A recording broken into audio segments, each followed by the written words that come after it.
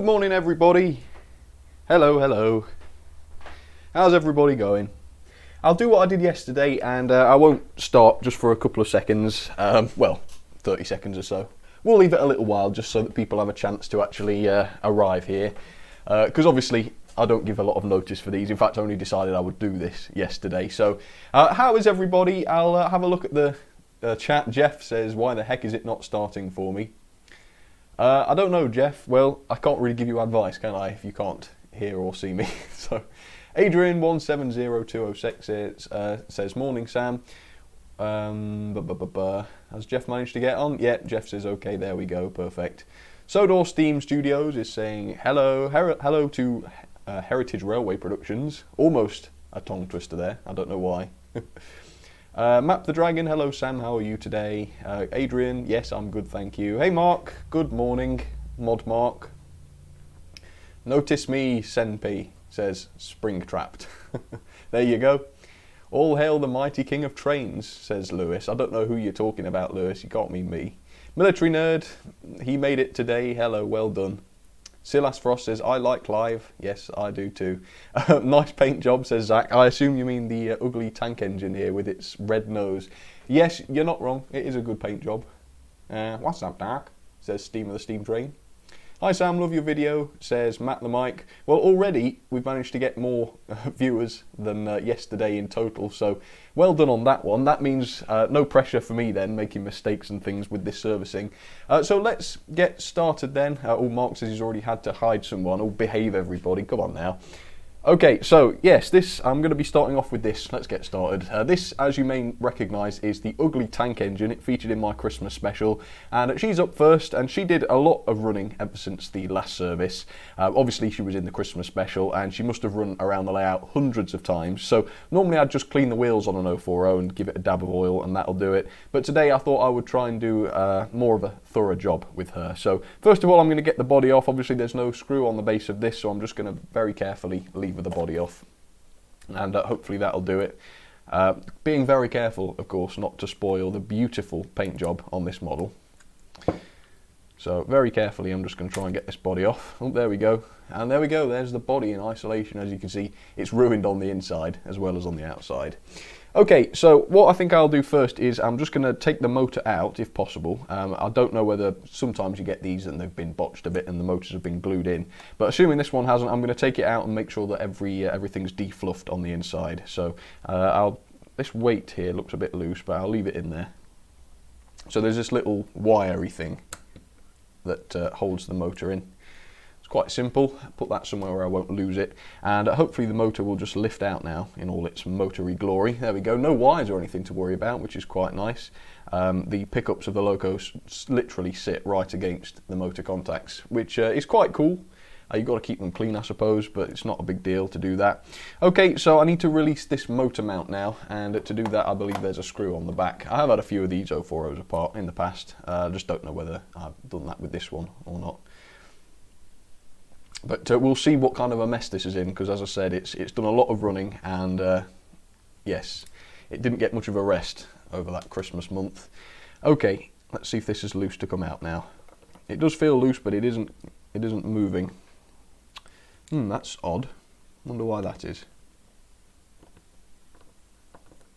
That's strange. Well, I'm not gonna... Oh, it is coming.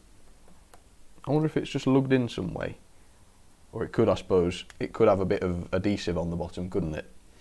Alright, well if I really can't get this out, I'm not going to force it because I don't want to break anything. Oh no, I see, it's clipped in. Right. Okay, that was nice and easy. Let's take a look. Can you see this? See what kind of state it's in. I don't want to go out of focus too much. It's not in too bad a state, to be honest. It's a little bit dirty in there, so what I'm going to do is I'll first just clean off all the muck on the inside, and then I'll get the tweezers on it and see if I can, if there is any hair around that axle. It doesn't look too bad, but if there is any, I'll get it out. But yes, it's thoroughly dirty, this is. And what I suppose I'll also do is power the motor up without it being connected to the rest of the model, just so that it gets a chance to run on its own, and we'll know if there's any faults with it then. The back axle doesn't have any hairs or anything on it, which is good. The front one is a little bit more grubby. If I do this, Sorry about this, I'm not really, I don't reckon the camera's perfectly in shot, is it? There we go. Let me just adjust the focus. Set this to manual for a sec. Trouble is I can't leave this camera on manual focus because it goes out of focus. So I'll have to sort of get it right and then switch it back to manual and it stays put then. Right, well that seemed to work. I'll just shove this cotton bud in between there and turn the wheels, and that should hopefully clean the axle. Yeah, that looks good. But it's not as bad as I thought actually, it's not too dirty. I'm going to clean the wheels. I'm not going to take the pickups out on this because they're so fiddly and it could, you know, it could take me half an hour to get them back in. So I'm not going to do that. But yeah, the chassis doesn't look too bad at all actually. Quite pleased with that. I'm going to give it some oil if I can find the oiling pen. Bear with me a second. Here it is.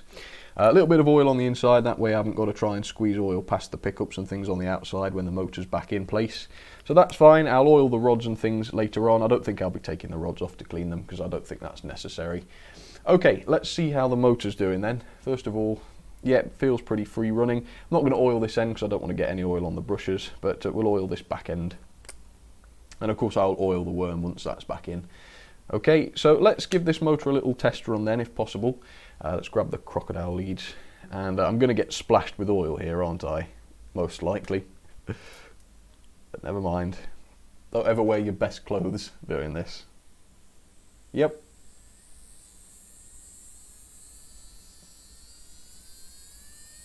That's 10 volts now. Seems to be running fine. I don't think it'll hurt to put a little dab of oil onto this this motor bearing, will it? I'll put a little bit on. Oh, turns out to be rather a lot. Just dab the excess off. There we are, that should be fine. See if that sounds any better. Yeah, it sounds a bit more free. Does it feel more free? Yeah, that feels a bit better. Okay, I'm happy with that. So what I'll do now is we'll get the motor back in and get it running and clean the wheels while it's being powered by the motor. I think that's the best way to do it. So we need the mounting bracket back in, and yeah, I discovered there's some little clips here, as you can see, one on each side. So that's what you have to sort of overcome if you want to take the motor mount out. And I suppose if you wanted to take the pickups out, you could do, but I'm not going there today. I don't think I've got the strength for that. I have had them out in the past, but I don't think they're really designed to come out. But if I get running issues with her, then yeah, sure, I'll have to take them out and fix those up. Just screw this mount back in. There we go. Yeah, that looks pretty solid. And okay, let's get this motor back in place then. I'm just going to make sure the contacts are clean, because if they're not, it won't work, obviously. Well, it might not work well. So those are the contacts where the pickups touch. I did clean the pickup contacts already, but just double check. Okay, let's put her in. She went in this way, or the motor did. Let me put this back piece on. I think it went on that way. That little plastic thing there just holds it in place, so you can't forget that. Okay, now this is the awkward bit. You've got to get this spring back in place, so just bear with me while I try this. Oh, pretty easy actually. I don't know what the fuss was about there. Alright, that seems to be in pretty good. Just make sure this screw's good and tight. Now the only problem is, obviously, if I run this upside down, as you can see, these rods are going to flip out. So I'm going to have to do this upright, which may be a bit awkward, but I should still be able to clean the wheels. So let's grab this in the helping hand and let's see how this goes. And I've also got to find a way to connect the motor to the power supply. Okay, while I remember then, a little bit of oil on the worm, a little bit on the rods and things. There we go. Not too much. Alright, let's see if I can get this powered. Now obviously the actual motor contacts are on the other side, so I'm not going to be able to reach those. So let me just try and get contact here. That one's easy. And if I can just get this one here. I won't know if I've got contact on that until I power it up, so let's try it and see. Oh yeah, I did. Just put my hand here because it's spraying oil at the moment. It should stop that once it beds in a bit. Yeah, there we go. Okay, so that is, what's that? That's 6 volts. So that's running quite fast for 6 volts. And I know someone was asking yesterday if I would service one of my fastest locos. These pocket rockets are definitely some of the fastest locos, so I inadvertently, sorry, granted your wish there. Alright, just clean the wheels up then. It's going to be awkward to clean the inside of the wheels like this. I'm not too sure how I'm going to go about that actually. I might just hoist it up a little bit higher on the helping hand and just try and reach underneath. Oh, that's very dodgy, isn't it? But I'm sure that'll work. Like I say, I can't turn it upside down, otherwise the rods will pop out. And I don't want them, when it's spinning at this speed, they'd fly all over the place, wouldn't they? So let's not do that. How's everyone going? Where did you get the oiling pen from, said Kyle. It's a Gauge Master one, so you don't have to get it from any specific place, but I think I got mine from eBay. But I've had it a few years now, so it may well be that they're not on eBay anymore, but have a look. I'll look later for you if you like. You might get one from Hatton's, but I can recommend the one that looks like this. Gauge Master do one that is sort of transparent, and you can see the oil through it.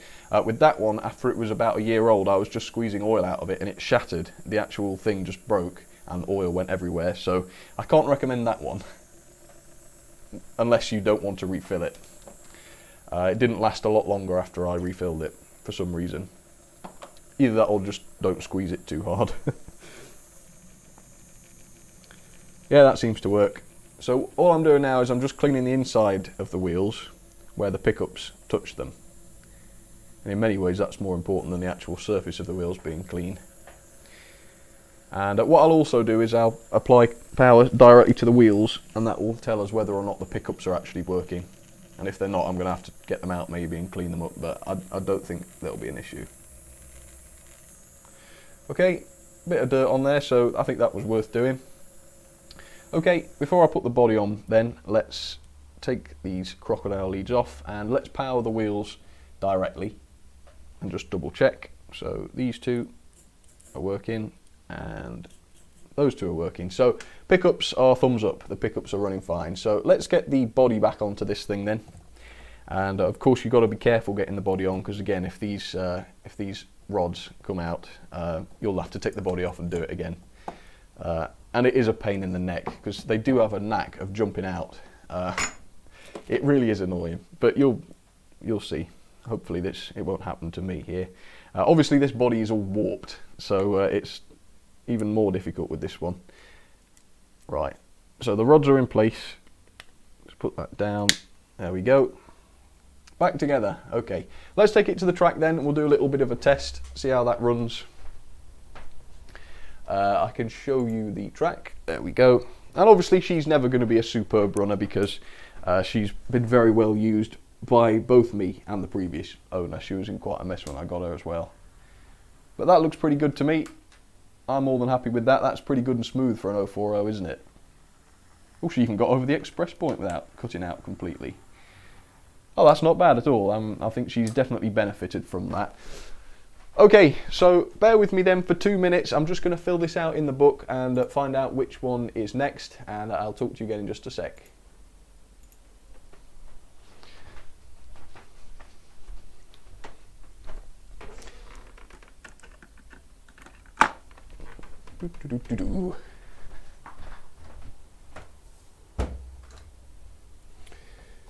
Right, so I actually bought this one in June 2013. So I've had that's 5 years, isn't it? So that's June 18 done. We'll do it again in June 19. So that's a tick. Right, so next up then is the N15 Sur Levine. That's a Southern Railway 460. I've just got to find her in my book, so bear with me. I know you can't see the book. She is DCC fitted, which will make things interesting, but the decoder's inside the loco, which should make it easy. But on this particular loco, the tender has pickups on it, so I'm going to have to service the tender as well with this one. Okay, I'll go and find her then. Let's have a look at the notes here. It says blah blah blah. Body removes with a small screw next to the drawbar, and it says in brackets hidden. So apparently there's a hidden screw here, and normally if there is a screw that's difficult to find, I'll include that on the notes just so that I don't have to puzzle over it. Okay, so there is the N15 Sir Levine, absolutely beautiful she is. And I'll grab the tender just so I don't have to go and search again. Oh, this is going to be interesting. My wire isn't quite long enough, my microphone wire that is, to get to the tender drawer. It's okay, I think I can do it now. Right, where is it? And obviously the tender of the N15 is, well, of my N15, is a massive articulated tender with eight wheels. I know a lot of them, well, some of the N15s were made with just standard, probably 3-axle tenders, something like that. Some of them had that, but my particular one, which is number 773, has the articulated tender, and here it is.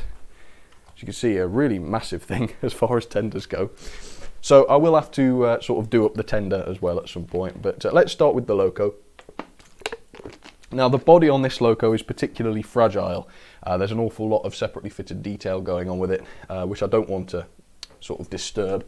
So I'm going to be really careful, and I'm not going to work on it at all while the body's on. So all I'm going to do is very carefully just clean the body up with this.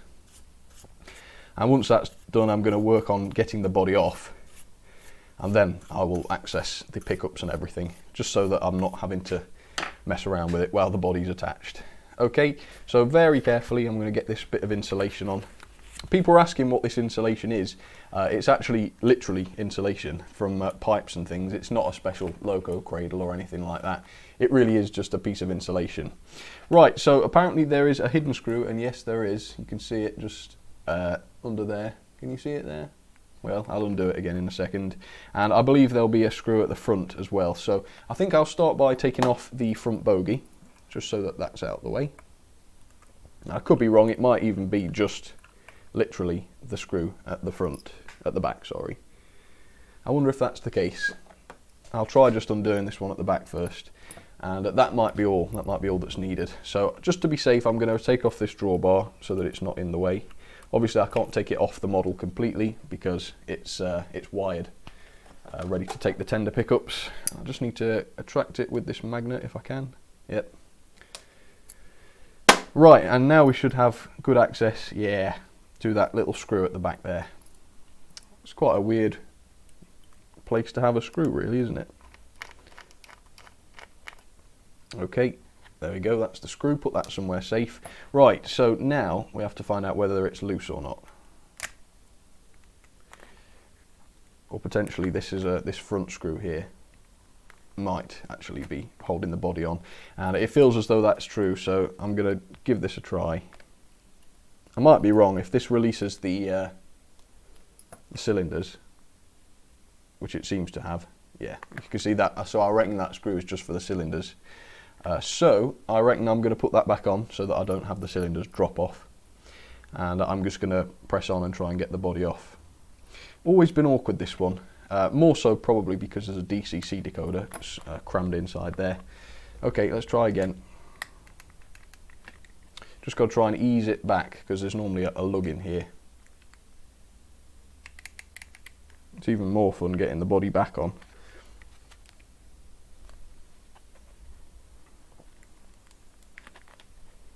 Come on now, off you get. There we are. Yes, it's coming now. Okay, so as you can see, yeah, quite a bit of space used up by the decoder there. Right, so I think we managed to do that, and the body is still unscathed, which is good. So make sure the body's sat comfortably inside the cradle, and let's get on to this then. So what I will do is I will temporarily remove the decoder from this when it's time to test it, but for now let's get to having a look at the underside, and I'm going to grab the helping hand just to hold this up so that it doesn't fall over while I'm taking the base plate off. So the first job obviously is to try and clean the pickups, and we'll have a quick inspection of the axles as well, make sure there's no hairs or any nasties on there, and if there is, of course, I'll do my best to remove those. So let's get on with these screws,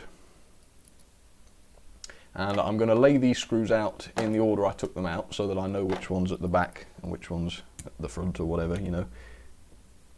Very careful with these. Lots and lots of screws holding this one on. 3, and that should be the last one just there at the back. Now I think this pickup plate is probably wired to the loco, which means it might be one of those that we can't get off completely. But we'll see. Yeah, as you can see, that's as far as it's going. So what I might do is just look underneath and see if I can push some wires through. Oh no, I don't think that's going to be possible with this. Alright, well I think I can get that off enough just to have a look. It certainly comes off enough so that I can clean the pickup, so that's okay. But let's just see if I can have a look at the axles. Now, the driven axle is this one here at the back, so I can oil that, that's not a problem. I'm just trying to look if there's any hairs or anything on the... Don't think so. I can see a couple of little fibres and things on the valve gear, so I'll just get those off. Yep. I think while this is up, I'll give it a little once over with the greasy paintbrush.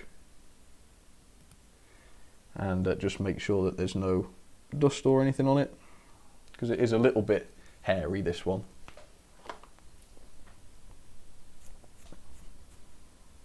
And the harder it is to access the insides, the hairier they get, because obviously you're not able to clean them as thoroughly.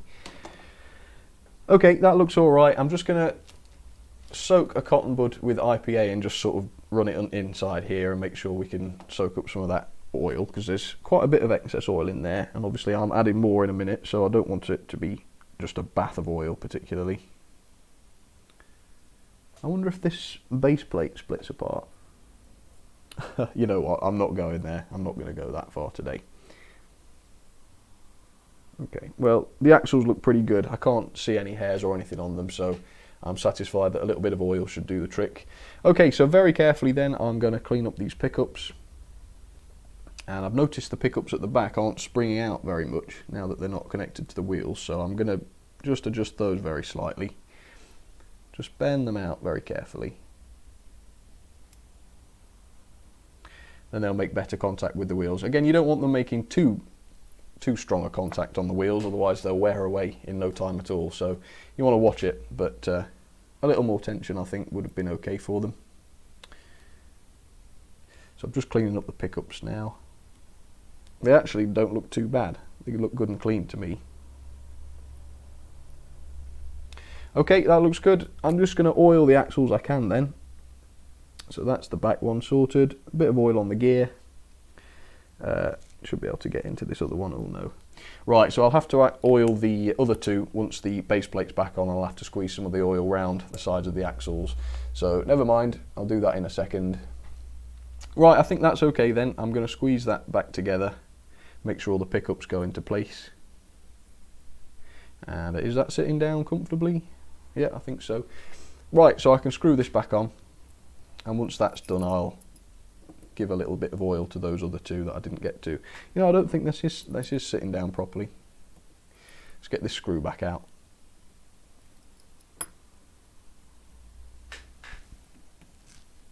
As these... Ah, that explains it. One of the bearings isn't quite in place, which makes sense. Make sure the pickups are in place still. Come on, don't stop popping out. There we go. That's back in. Okay, now I should be able to screw them back in. Can you see this all right?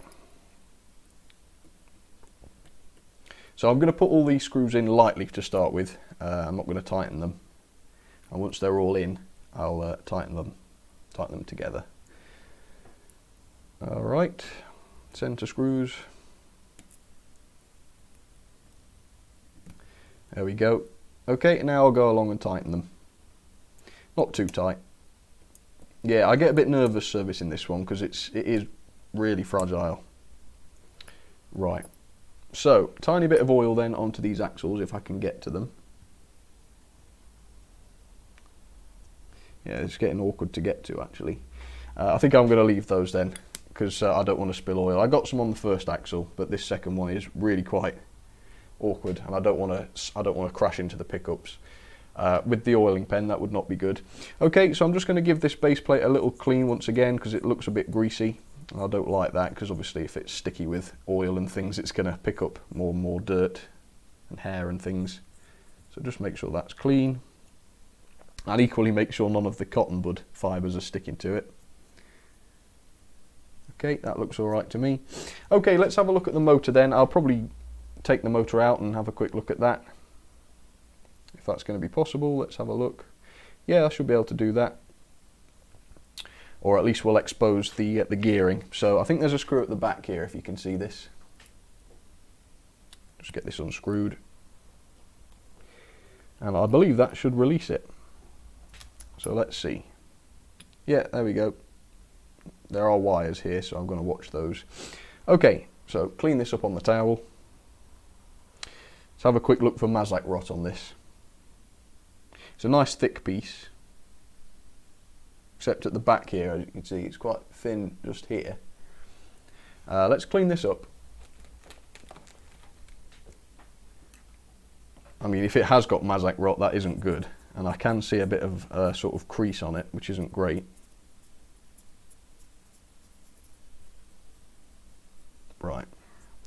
Right, let's dry this up then and have a look. What do you reckon? You can see a bit of a crack there. I don't know if it's a crack or just a line, but there's nothing on the back side, pardon the expression. Can't see any blemishes there, but very interesting. Well, there's not a lot I can do about it, is there? We'll just have to hope for the best. Am I going to take the rest of the motor out? If I do that, I'll have to take out the decoder socket and everything as well. I don't want to do that.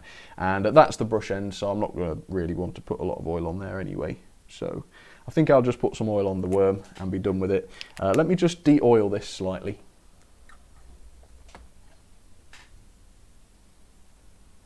Because normally if I can take the motor out, I'll also take the gears out and give them a little clean as well. But I can't do that, obviously, so I won't do.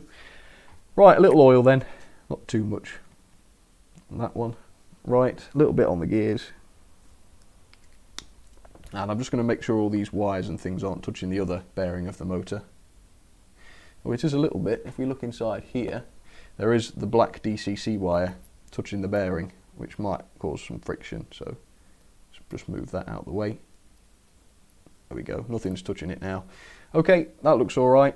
So let's put the motor mounting bracket back on and we'll get on to some testing. What I'm also going to do is have a good close look at the valve gear and the linkage rods and the connecting rods.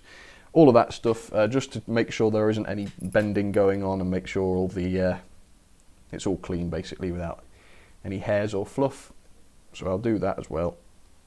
And if it is okay, I'll oil it up.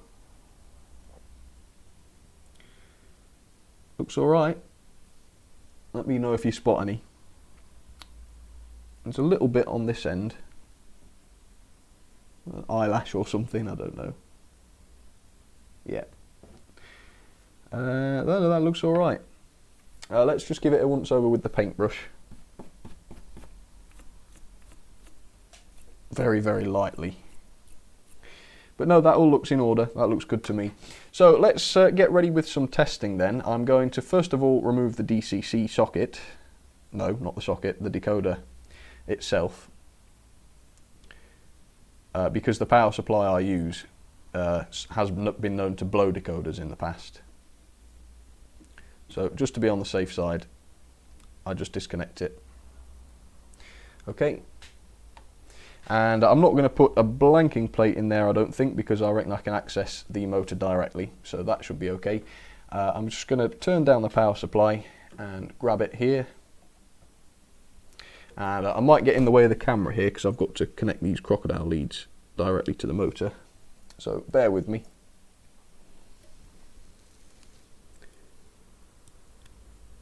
Right, that looks good. Just check that is making a connection. Yep, it is. Okay, so a little bit of oil then on the valve gear, and I've got to be careful here because obviously I only filled up the oiling pen yesterday, so it's going to be messy if I don't watch myself. So, little tiny bit of oil.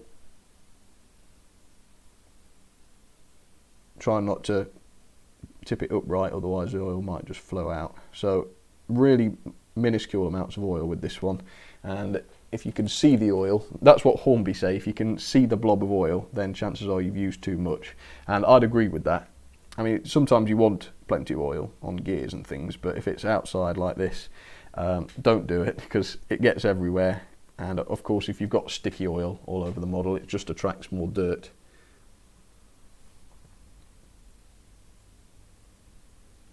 This used to be, well, it still is really one of my favourite models, so I'm super careful with it because it is a fragile one. So that's why it's taken me a long while. But I've got the Railroad Black 5 coming up next, which is not a fragile model. I don't know if it's next, but at some point I'll be doing that one, so that one will be fine. Okay, let's clean the wheels then. Give it a little bit more juice. Oh, one of my crocodile leads has popped off. I didn't notice that. Let's put it back on.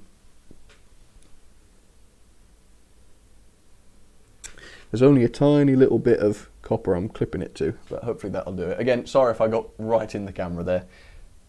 All right. Nice and fast, but not too fast. And that seems to be running pretty nice. That looks good and smooth.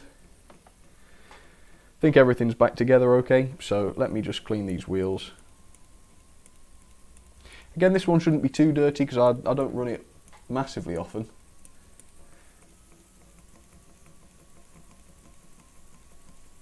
Yeah, it feels alright. There's quite a lot of thumping coming from this. Doesn't feel very... I wonder if there's something on this wheel.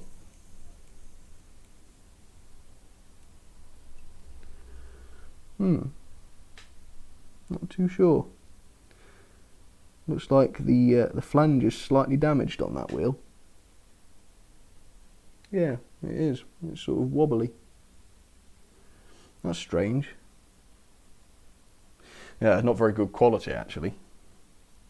Now it's not just because it's been sat on a flat surface, because none of the others are like it. Yeah, that's really weird. Just like a little bit of the flange is sort of loose. I've never seen that before. Shouldn't matter too much though. Let's keep going.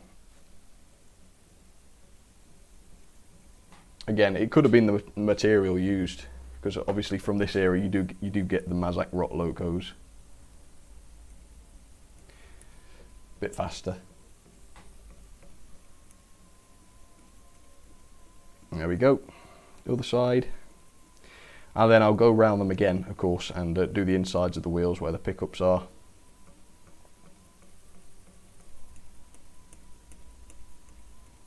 There's a little bit of clicking going on, but I can see that it's just this bit of valve gear here. And I think it's, again, just like with the A4, it's because it's upside down. I suppose really it should be held in position, but they're not always. Right. And again, yeah, the insides of the flanges are pretty dirty, which is where the pickups make contact. Alright. That's looking good. Let's give it a little bit of thrash, see how it does at higher speed. That's 10 volts. Yep, that looks good and smooth to me. Okay, let's put the DCC decoder back inside then, and get it reassembled with the body, and then I'll take a little look at the tender, and if it's going to be a relatively easy thing to do, I'll dismantle that and clean the pickups there as well, and then we'll have the best possible connection for it. Okay, let's bung this decoder back in. I believe it went in this way. I put all the wires underneath. There's not a lot of space inside this model for the decoder, so you've got to sort of tuck the wires underneath the socket, obviously making sure they're not touching the armature of the motor. And nope, they're not. Right, let's put the body back on then, and I hate putting this loco back onto its body. For some reason it's just a really awkward one, and not to mention all these pipes. Look at these fragile looking pipes. You've got to you've got to push down right next to those. So yeah, very difficult, but it should be okay. So I've got to make sure the decoder goes in right. Make sure all those wheels don't get stuck. Wires don't get stuck. Nope, they're not stuck. That should be good. There we are. Now I don't know whether the front has lugged in position or not. Just keep an eye on these wires.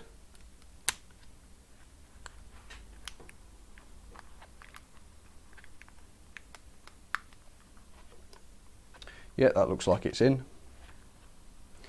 No wires, just making sure there aren't any wires caught between the body and the chassis, because that would not be good. But no, I think they look good. So I'll screw this back in with the hidden screw, which is there. There we are, nice and tight. And I will reattach the drawbar now, because we're finished pretty much with the loco. Yeah, there's one or two things, aren't there, about this one that are a little bit odd.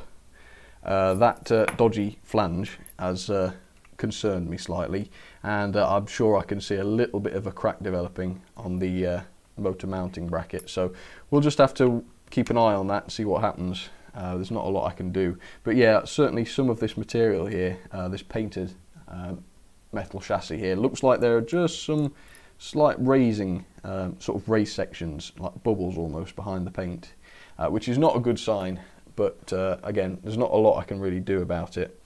Right, let me just double check this front bogie. I think I'll put the front bogie back on and then clean it. That's going to be easiest. Little bit awkward, this one, getting this on. There we go, that's in, no problem. Just tighten that up, make sure it's straight.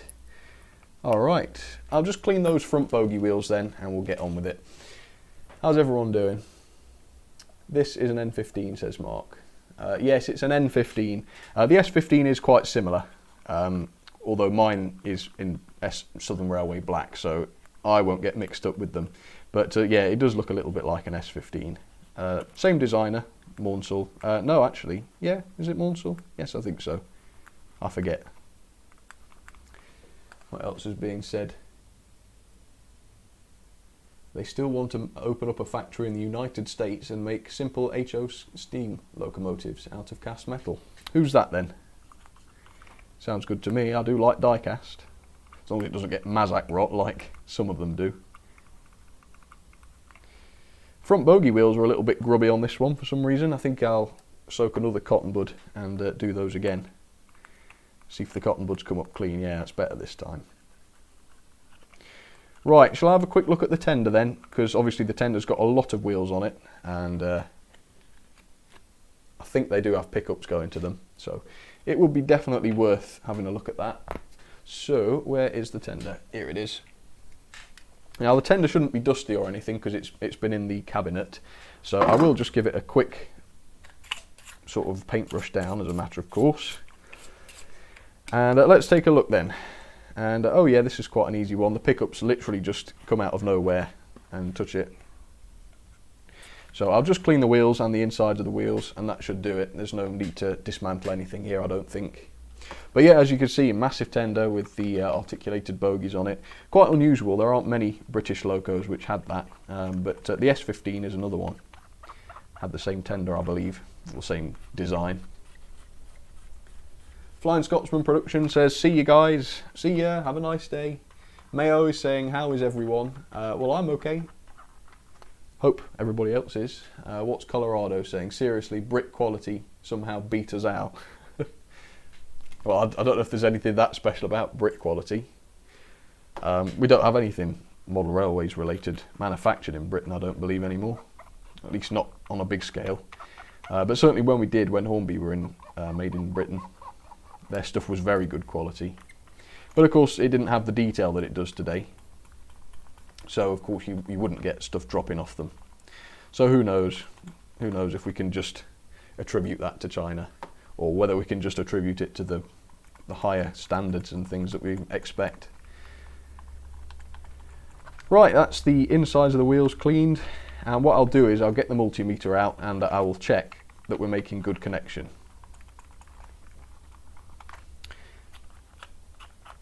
Right, so that's the tender. The wheels weren't actually very dirty at all on the tender, which is good news. So let me grab out the multimeter. Face it this way for you. Right, so I'll just set this to continuity, and basically it will make a noise if there is continuity. So let's just check that that's working. So if I touch these together, you get the noise. So let's figure out which needs to contact which. So that's working, that one's working, that one's working, that one's working, and then the actual peg should be the other one. Not a great connection on there. That seems to be a little bit wobbly actually, does that peg? Yeah, I heard a beep. Yep. Yeah, it is connected. It's just, it seems that the actual bar here is a little bit loose. But yeah, and it's also slightly free to turn. In fact, very free to turn. So that's odd. I wonder, shall I try and take the tender body off and have a look? And I might be able to solder it steady. We'll have a look. If a wire is soldered directly to it already, then it should be okay. But if it's not, we might get a bit of a continuity issue there. How many screws have we got here on the tender? I could see another. I'm wondering now whether there's a third. I bet there is. Let's see. Yeah, I bet there is. Yeah, indeed there is. Right, I've never done this before. I've never taken the bogies off this tender before. But it's not going to come off far. I've just got to move it out the way so that I can undo the screw. But bear in mind that it's wired. Okay, there's the screw. I think what I'll do is once this screws out, I'll screw the bogie back in place just so that it isn't dangling loose. Yeah, that looks okay. Right, hopefully then I'll be able to lift the body out. Screw this bogie back on.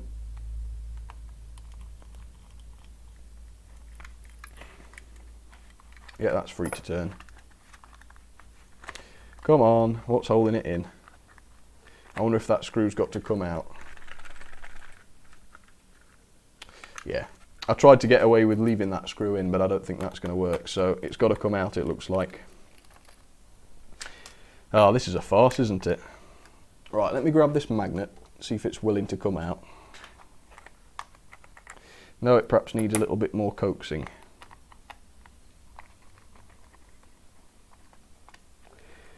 Yeah, it's not very happy, that screw.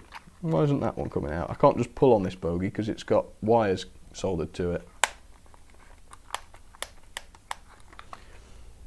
Yeah, that's weird. Well, this screw's got to come out, otherwise I won't be able to get the body off.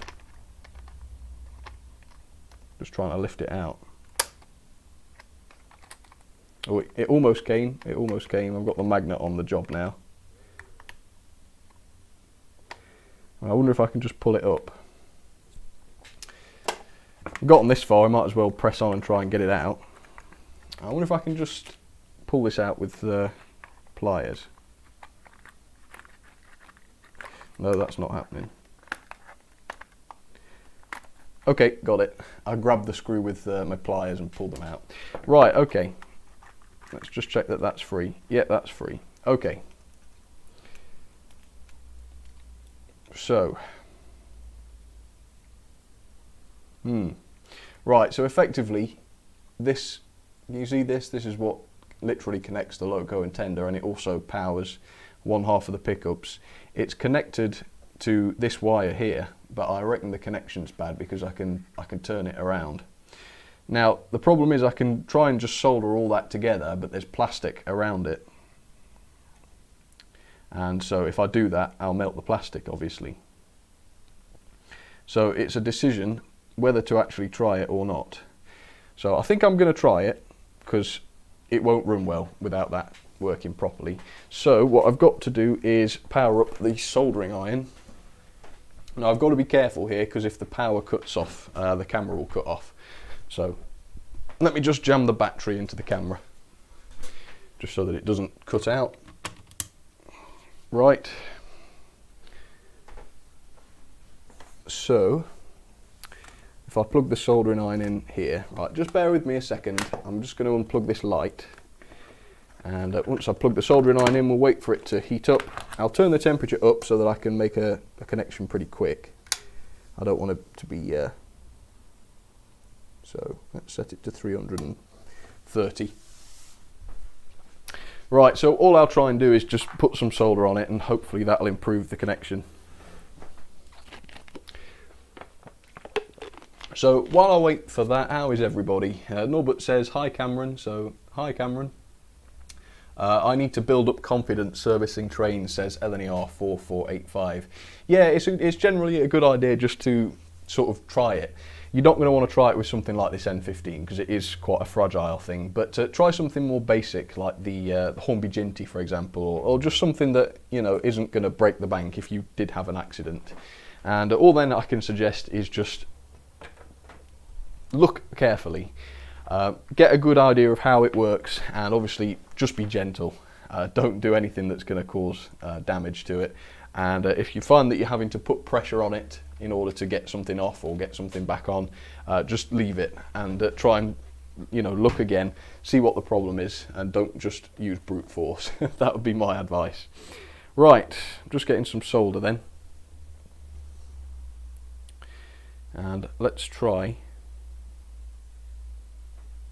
just soldering this together, and then I'll write it down in my notes that I've done it so that I know not to grab onto it and try and turn it in the future. This solder is sort of rubbish, it's crumbling. Let me get some fresh solder. Just break a bit off because I'm trying to be doing this delicate work. I don't want to be holding a big spool of solder. Right, I'm just thinking the best way to do this so that you'll actually see it. I suppose that's the best way. Right. So the aim here is to solder this joint by, I don't know, we've got to try and do it without melting any of the plastic. Now undoubtedly some of the plastic's going to melt a little bit, but I need it to still be in the same shape so that the body goes back on okay. So let's try it this way. You still see this? So I'm going to flow up the tip a little bit. Now very carefully.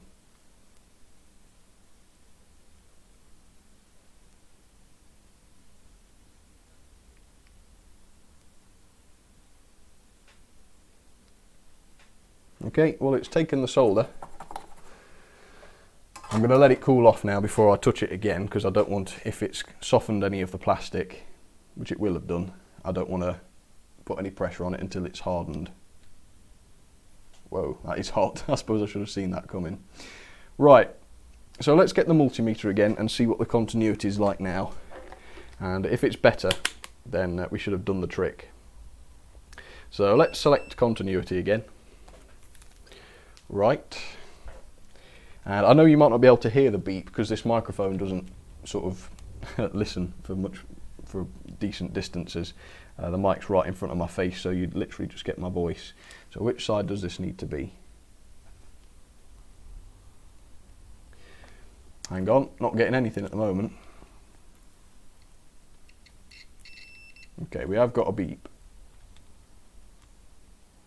I think it was this side, wasn't it? No, still don't have any connection there. Oh, yeah, there's a little bit. Let's go straight to the pickup.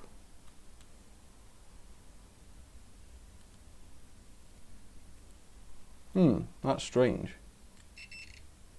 Yeah, we've got something there. I'll tell you what, the power supply is more sensitive to this sort of thing. So what I'll do is I'll turn the power up to 10 volts. I'll attach a crocodile clip to this, and then I'll attach another one to one of the wheels, and that way we know we've got a good connection. Yep, that's perfect. So when I do this, the voltmeter shoots down to 0 on the power supply, and that means that we've got a connection. Right, I'm satisfied with that. That seems to be working. Phew. Right, soldering iron off. I'll switch the light back on, and then you'll be able to see properly again. Okay, that's a good little fix then. So obviously, it's a bit awkward really to get a decent connection with the multimeter sometimes. I think that was the issue there. But I'm glad that's sorted. Let's see if this has cooled off a bit now. Yes, it has. Okay. Rightio, let's put this back on. And for some reason the camera is saying, oh I see, hang on a sec. The camera's saying that it's running on battery, which means I've disturbed it.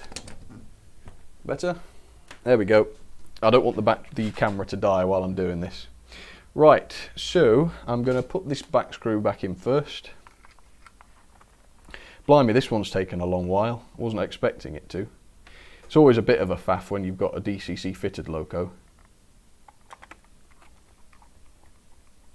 And with this one, the decoder's in the loco, not the tender. So normally you can just disconnect the tender and power the motor directly, and that way you can just not bother about the decoder. But can't do that with this one. And that is true with the Black 5 as well, but I'm actually taking out the decoder in the Black 5 and not putting it back in. Basically I'm going to do Black 5 versus Henry at some point, and I don't want, oh god, this magnet, and I don't want the Black 5 chipped for that. I need it to be just DCC ready so that it can run on DC. If I left the decoder in, it would just go at super speeds, and poor old Henry wouldn't have a chance, so it's got to be that way, unfortunately.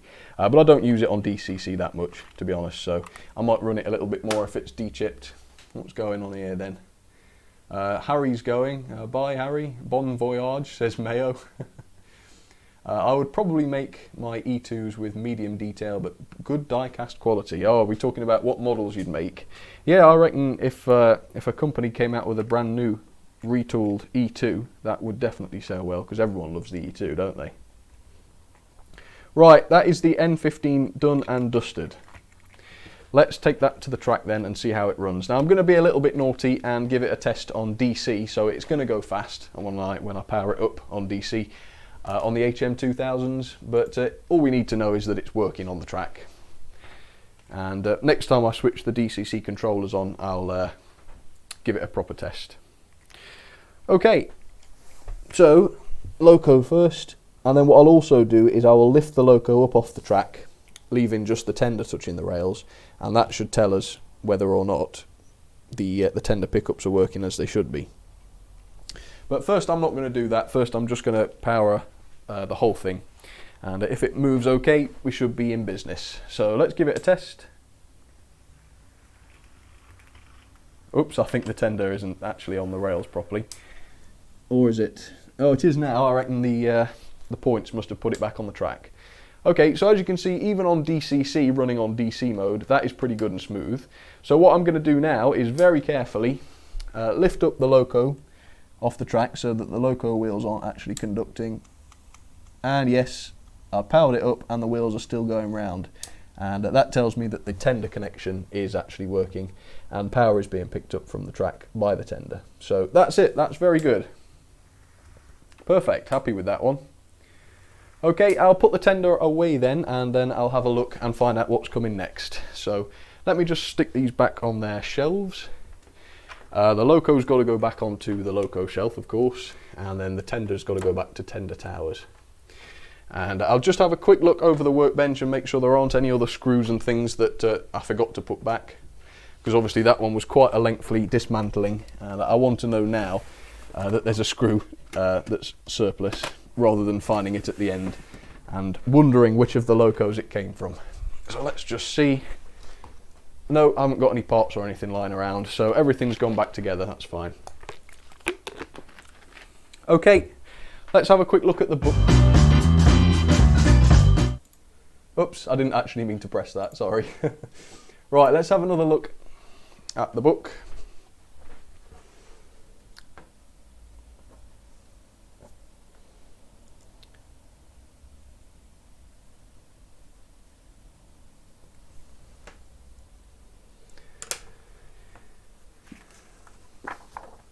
Okay, so that's the N15 all done and dusted. Next up then is, as I thought, it's the Hornby Railroad Black 5.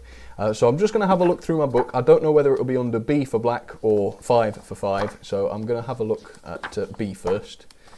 It's closest to where I am. So, Battle, Bob, Blue Handline, no, so it will be under 5 then. Okay, Class 56, back a little bit, Class 5, Black 5. So it says chip only runs on DCC. That's interesting. Right, so I got the Black 5 in May 2014 and it was last serviced in June 2017. Okay, let me grab it then. And this is the one, well, this is one of the Railroad models that has got a really heavy tender. And in fact, the tender negatively affects the pulling power of it quite a lot. Because it is so heavy, the loco's got to pull the tender along as well as any rolling stock you want to put on board, so it really doesn't have a lot of pulling power because it just zaps it to pull the tender. Right, let me just check everything's working okay. Camera still running? Yeah, that's fine. Alright, how's everyone doing? Blah blah blah. Thomas Kissel, I'd probably do some NZR, NCGR locos, sounds interesting. Chris Eden is only one person though. Who's this Chris Eden? I hear a lot about him. Right, let's get on to this Black 5. And I've got the tender already, so that's all fine. So I'm going to be de-chipping this Black 5, just temporarily. I'll put the chip back in one day. But for the time being, it's coming out probably until next year when I service it again, and I'll put another one in. Right, so I reckon we've got another hidden screw when it comes to this one. So that's going to be fun. So I think once again the drawbar's got to come off to start with. So let's get that off. Oops. Screw's gone. There we go. So that's the drawbar screw, and the screw for the body is just underneath that. So let's grab that. There we go. And I don't think there's one at the front, as with the N15, so I'm going to just pull this out now. Yeah, that one came out quite nice and easy. See, no messing about with that one. Right, so let's get rid of the decoder first then, so I'm not faffing around with that. And I'll deal with this decoder after I've finished streaming. I'll put it in a special bag. Ready for when I want it again. Okay, that's the chip out. Right, I'll put that chip somewhere safe where it's not going to get touched. Okay. And now, of course, I've got to find a blanking plate to go in there, otherwise it's not going to run. So, there's one. Oh, I thought I'd have to search for a blanking plate then, but luckily I've got one to hand. Right, I've got to get this blanking plate in without getting any wires trapped underneath it.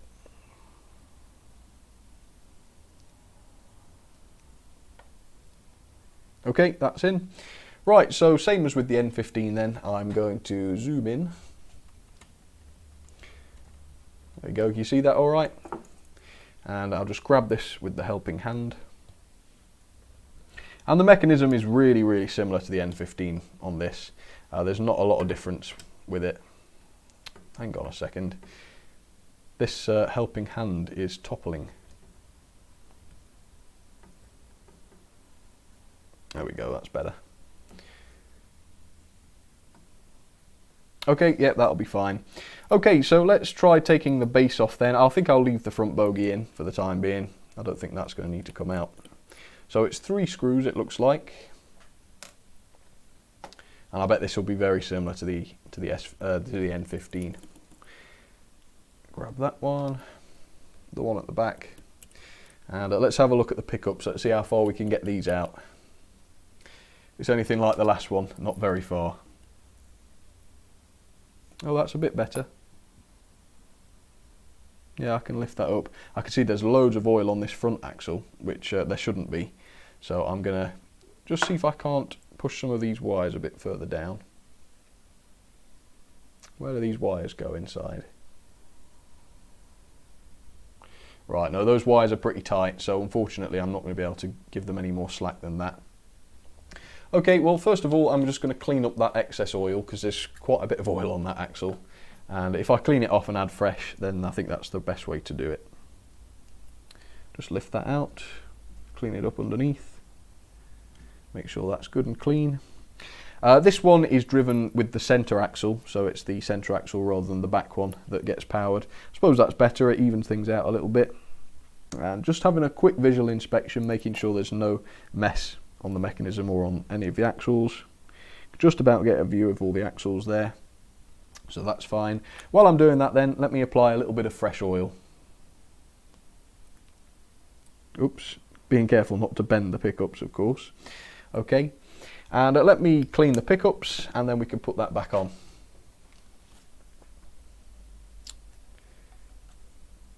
Right, and a lot of these pickups are bent out all right, so I'm not going to mess around with these. I'm not going to adjust them. They look all right to me.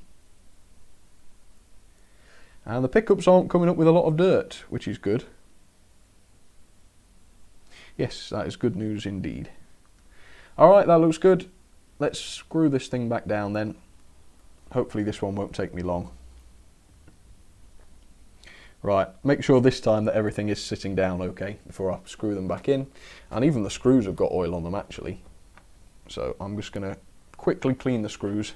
I know this is a bit pedantic, but I don't like putting oily screws in because they work themselves out. So just a quick wash with IPA should sort those. And it just helps things not to get too sticky. If you think, if I do this every year for 10 years, after 10 years, if I've not cleaned it up at all, it's going to be really unpleasant. Okay, again, let's put them in loosely and then I'll tighten them up once all three are back in. Okay. And while I'm at it, let's clean the bogie wheels before I turn it over and then I'll grab the motor out. How's everyone doing? I'll watch the rest on catch up, says Silas. Okay, no problem. Hope you enjoy it. Have a nice day. Right, just cleaning these bogie wheels. Obviously the bogie wheels on these don't have any part in picking up power or anything like that, but it's just nice to have clean wheels, so I clean them. Okay, that's fine. So let's have a look at the motor then. Let's find out how this all goes together. And there's the screw just there, which holds the motor in place. So let me undo that.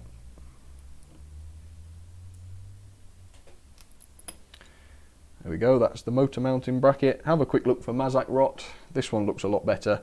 This is a more recent model. This is sort of after Hornby realised that the Mazak crumbled to dust and stopped using it, I assume, or changed the recipe. And so that one looks fine. This one should be quite easy with regards to removing the motor itself, so I'll do that.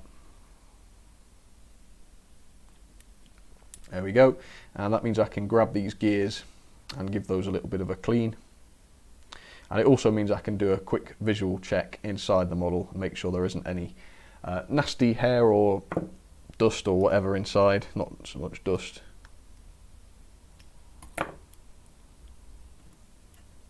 Okay, a bit awkward to get those gears, but yeah, there we go, that's the driving gear. Just double check there aren't any splits or anything in it like that.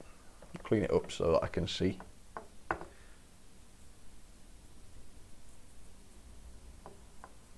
Looks alright though, can't see anything wrong with that.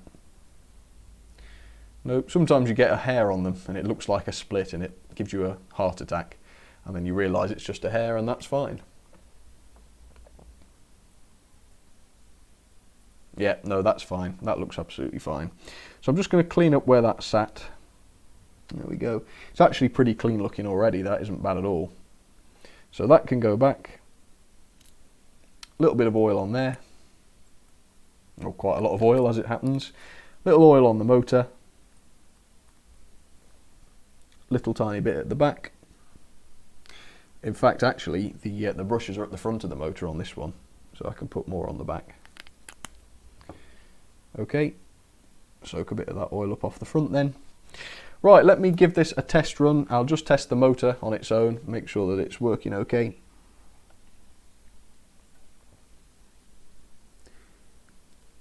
Make sure it's powered off. I think the power supply is still turned up, so I'll turn it down while I connect it.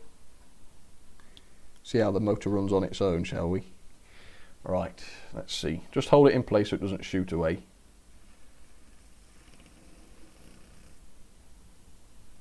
Yep, as you can see, that is running just as it should be. Quite a nice smooth motor, that. Look at that. It's got such good torque, it runs at such a slow speed. Okay, that isn't going to be an issue. So let's put this thing back together then and get the wheels cleaned on it.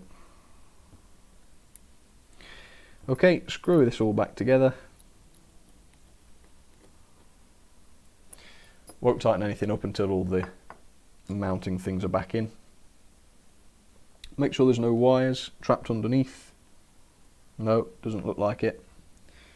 And this is the screw that holds the bracket. Sorry if you can't see this, I know my hands might be covering that up. Screw that back in.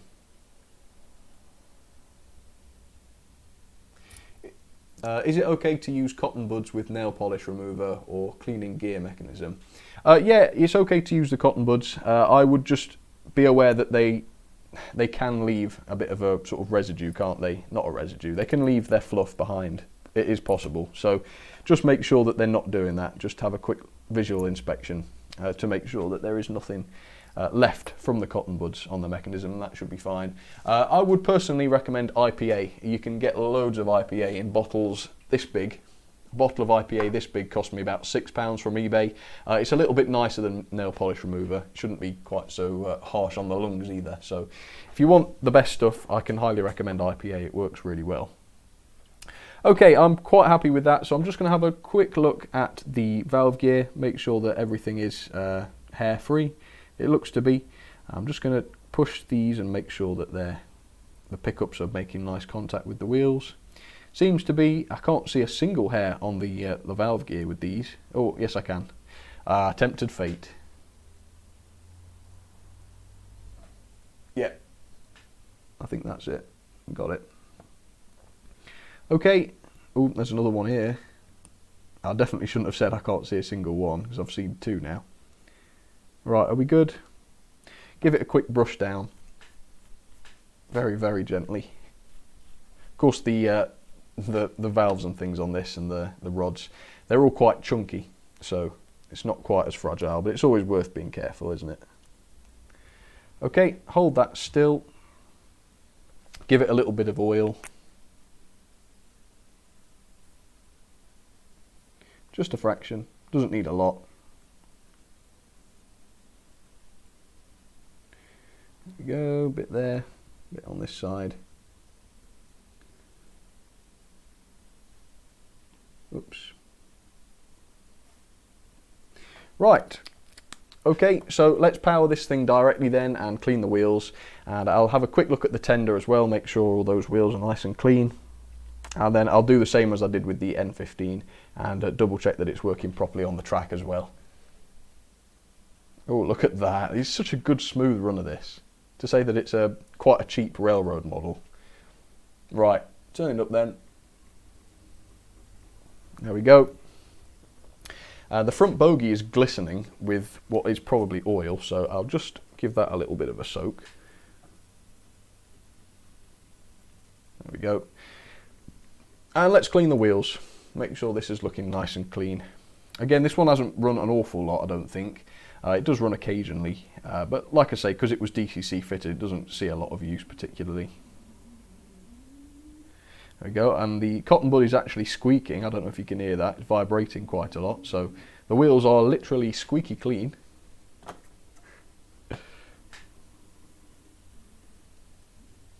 How are you doing, Sam? Says Charles Gaming. I'm very good, thank you. How are you?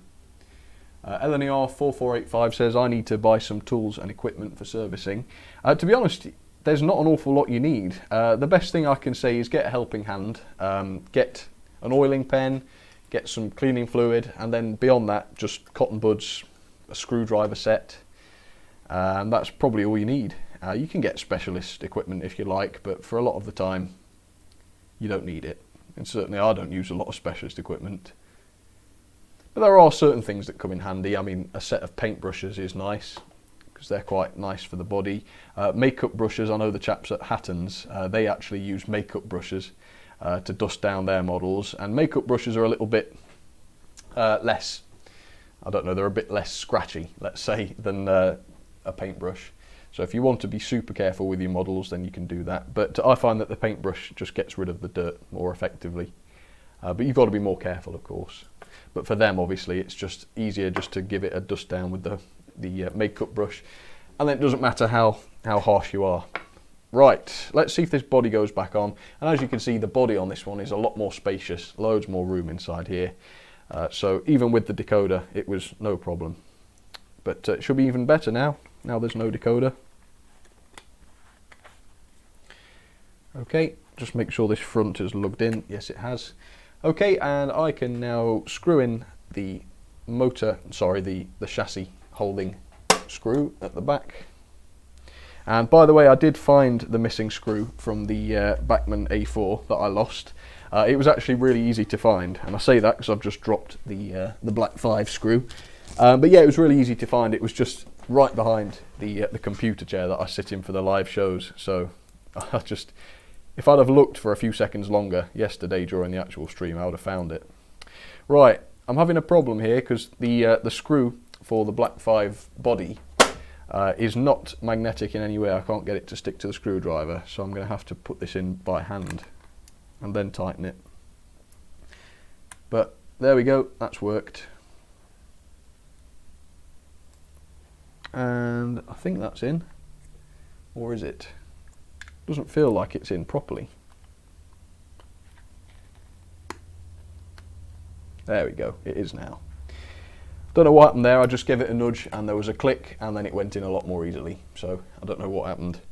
The body must have just shifted into the right position again.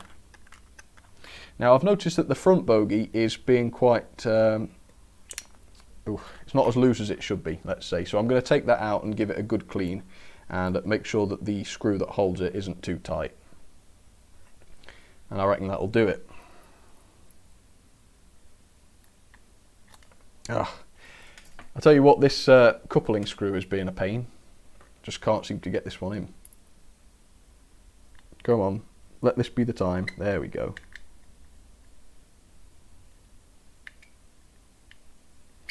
It's not actually going in. I wonder if I got those two screws mixed up. I wonder. That would explain it. Let's try this one in instead. I'm pretty sure it's not though, because that one's got like a collar on it, so that the coupling, so that the, oh, what am I doing now? So that the drawbar doesn't snag on the body. I would have thought that's why it has the collar, but let's try it. This one going easier? Yeah, to be fair, that is going in easier, so I bet that's the right one. Let's see if this one's the same. So why on earth has the body screw got a big collar on it like that? That's strange. Oh well, mine is not the reason why. Right, just got to get this coupling bar back on. Drawbar, I should say. Oh, this is a nuisance. Go on. Ugh. It's such a pain, this is. It's because the screws aren't magnetic in any way, so you've got to literally hold them in place. Well, that's not going in at all. I think it will though. Yeah, it's going. Well, thank goodness for that. I thought I was going to be here all day. And just get that in the right position. You get it in a sweet spot so that even when it's fully tightened up, the drawbar can still move. Okay, one quick look then at the front bogie, because it's covered in oil and I want to give it a better clean than I did. And find out why it's not moving, despite all the oil. Right. So yeah, as you can see, there was loads and loads of oil just there. So I'll clean that properly. There we go. Clean up the bogie, or the screw part of the bogie. Make sure there's no hairs on the axles. That looks all right. Okay, let's put this back on. And hopefully this screw will go in a bit more easily. And then I'll have a quick look at the tender and we'll get this tested on the track.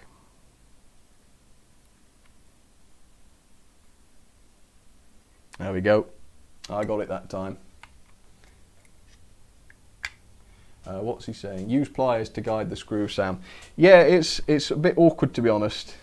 I mean, I could use the pliers, but obviously the pliers are pretty big in comparison and they're quite, you know, cumbersome when there's these wheels either side.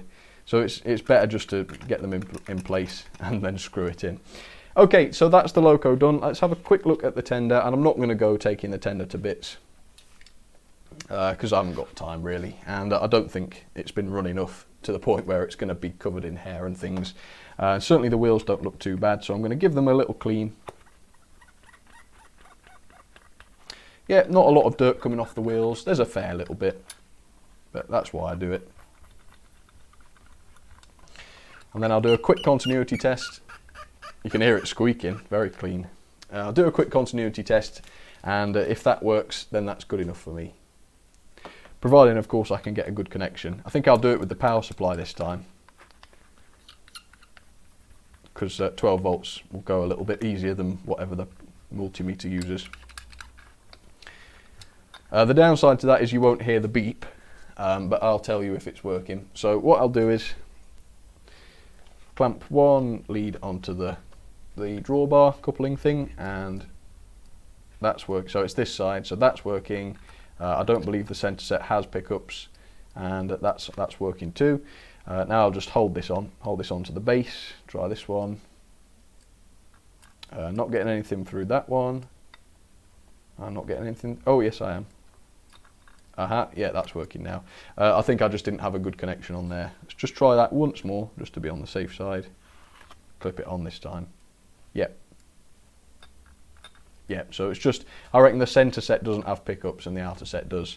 And yep, they're both shorting nicely. So let's take that onto the track then, and I'll do the business of lifting the loco up and just letting the tender power it. And if it still runs, then we know it's working.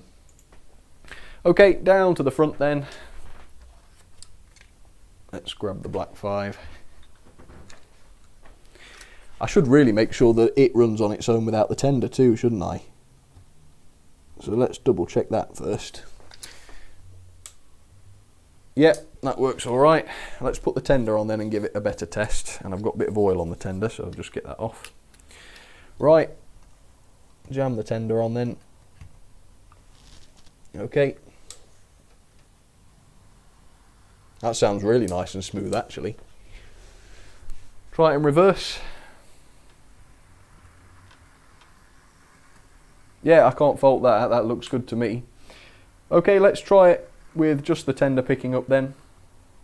So I'll stop it somewhere in shot. I know you won't be able to see it. You'll have to take my word for it. Okay, so lifting the loco wheels just up off the track, and that's working fine. Yeah, so can't fault that. That's perfect. Right, so I'll put that back, and I'll just have another look at the book, find out what's coming up next, and I'll talk to you again in just a second.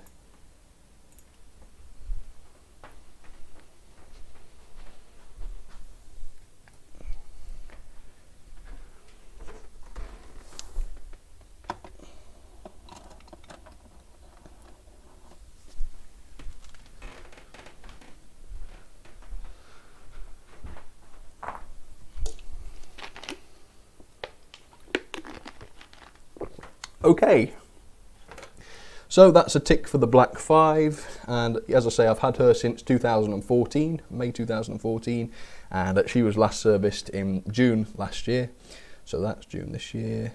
I'll do it again for June 8 and 19. Alright, fine. Okay, next one, quite an interesting one then. We've got an A4, this one's Gadwell, so that'll be nice. She doesn't have a chip anymore, she is non-DCC, or just DCC ready. So that should be easy to do.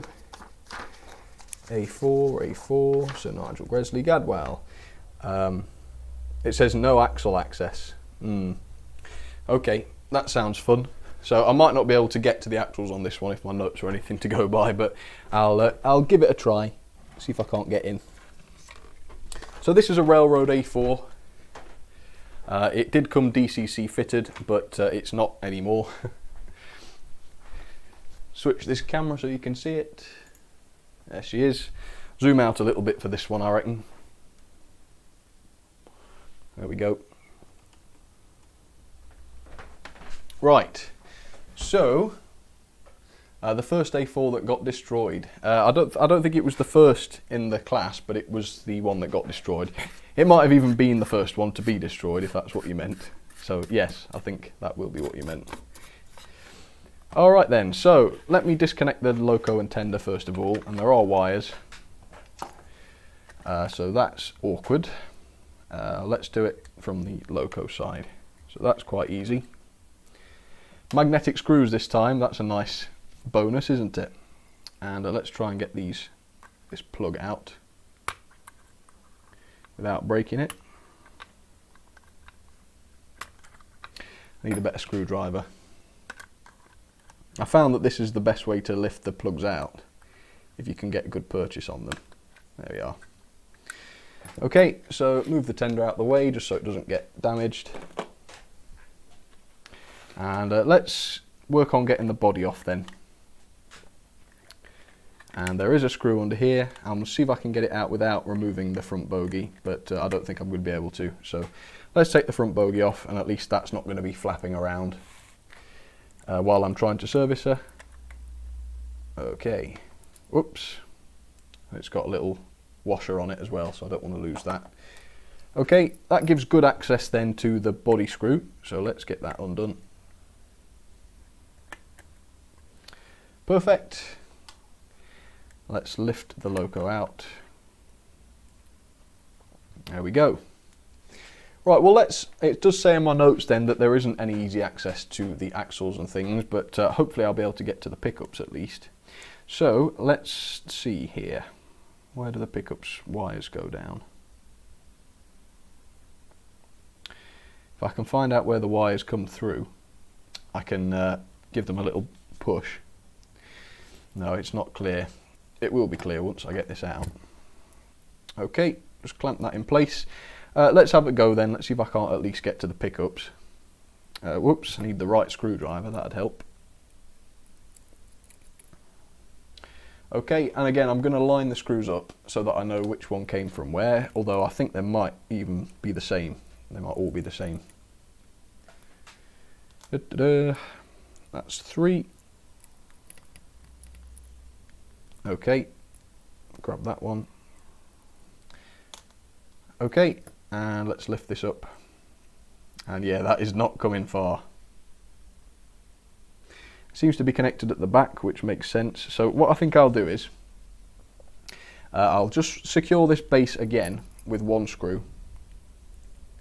And I'll remove the motor and see if I can't feed some of those wires down and get a little bit more movement on that.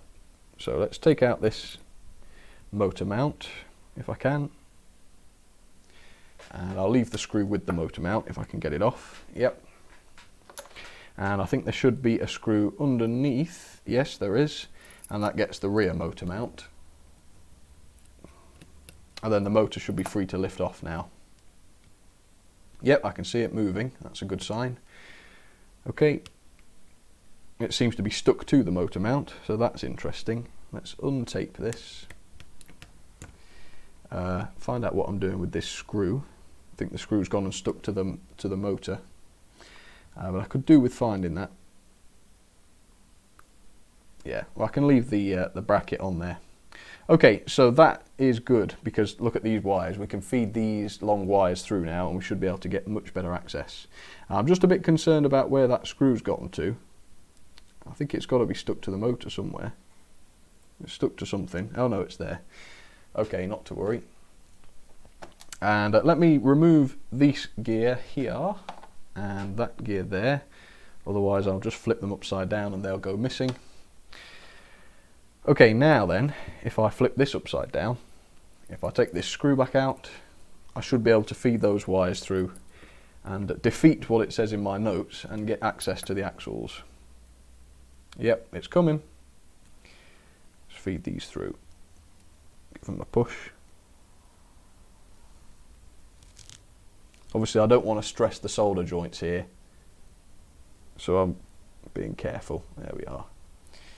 Ah, we've got full access, look at that. Perfect. Right, so I'll first deal with the pickups. Let me move the body out of the way. Deal with the pickups, give them a little clean. And I might even get the paintbrush onto them, who knows. Make sure that they are looking good, because there's quite a bit of dirt on this plate. Judging by my notes, I've never been able to do this before. I obviously didn't go the extra mile and take the motor out. You can't see this, can you? I'm moving too close to the edge of the table. Hang on. There we go, it's better. So give those a clean. The pickups themselves look pretty clean, it's just the actual plate itself, the base plate, looks a bit grubby. It's always worth remembering you can't get IPA in your eyes, and while you're flicking these pickups around with the cotton buds, you can get it flicked into your eyes, and if you do, you literally get excruciating pain in your eyes and you have to go and rinse them really quick. So if you're going to be flicking around, either wear goggles or shut your eyes until you're done, because it really is not good for your eyes to get IPA in them. You can have that tip for nothing, because it really is unpleasant. It's happened, well, in fact, it's only happened once to me. I didn't let it happen again, put it that way. It was really not nice. So if you really want to be safe, wear goggles. If you don't want goggles on, just if you're messing around with pickups, shut your eyes until you've, I mean, I'm not joking, get it in position, just shut your eyes, do the flick, and then open your eyes again, and you won't get it in your eyes. I know that's a bit dodgy, but it's worth it. Okay, let's clean up the axles then. Now this is what you should be doing. I can show this properly now, because I didn't do this properly with the Black 5 and the N15, because I didn't want to mess around with the motors too much. But what you do is you lift up one set of wheels, you move the bearings out the way and give the thing a good clean. And with those wheels out the way, you can clean part of the chassis as well. That just gets rid of the excess oil. There we go. And then sit that back down. You can push the bearings back into position like that, and that should sit back down. Do it again with the back one, being careful not to disturb the pickup wires too much.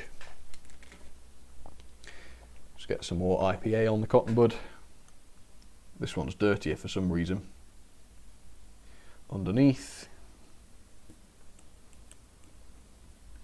Okay, and then the centre one's a little bit more tricky, because obviously not only have you got the driving gear on it, but you've also got the linkage rods going to the valve gear. So I'd recommend just lifting it up very slightly so the gears don't mesh, and turning it by hand. Of course, this has only got one bearing, one big bearing on it. Okay, that's working fine. Oh, actually I didn't need to lift it up, because obviously my gears aren't inside at the moment. Right, so that's interesting. We can feel how freely it runs now. Quite nice and freely, that. And obviously it's got all of those lovely bearings in it, which really improve things a lot. Okay, so let's apply some fresh oil to these then. Not too much, plenty on the gear. There we are, and I can now replace this base plate. Now it's going to be awkward this, because I've got to pull the wires through at the same time, otherwise they'll get messed up. So make sure I'm not lifting out the wheels by mistake. Give these a tug. There we go. Got to be careful here. Everything going in okay? Just got to watch those pickups aren't getting caught. I think the ones at the front are getting slightly caught. So let's try this again. Let's pull these out. Yeah, the ones at the front were getting caught, so I've got to lower this down a little further forwards. There we go, that's better. There we go. I've just spotted a hair on one of the wheels, so I'll get that while I can see it.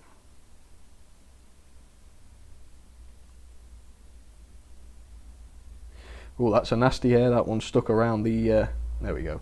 Got it. Yes, it was caught on the. What would you call it? A crank pin. There we go. Right, we can screw this back in now then. And once they're all in, I'll just double check that the wheel set runs freely. And that means that those wires are out the way and they're not causing problems, because that would not be good. So put them in loosely and then tighten them all. And again, there's quite a bit of oil on this one, isn't there? So I'm just going to clean that. Right, a little bit of IPA. Obviously you don't get IPA on the bodywork, by the way. That's never a good thing. But yet those wheels are still going around nicely, which means the wires aren't in the way. Okay, so let's carry on then. Let's flip this back over and let's make sure everything's clean where the motor is concerned. It is nice and clean actually. Only had this loco a few years, so she's not had a chance to get really filthy yet. Okay, I'm going to clean these gears up. I'm going to get the old lubricant off, just so that I can check that there's no cracks or anything in them. There shouldn't be, because they're quite new models, these.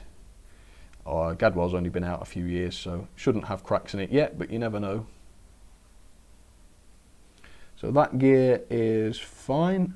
Yeah, nothing on that one, so that can sit back in place with a little bit of oil. There we go. And this second gear, And this is quite a common gear piece. Loads of locos use this one.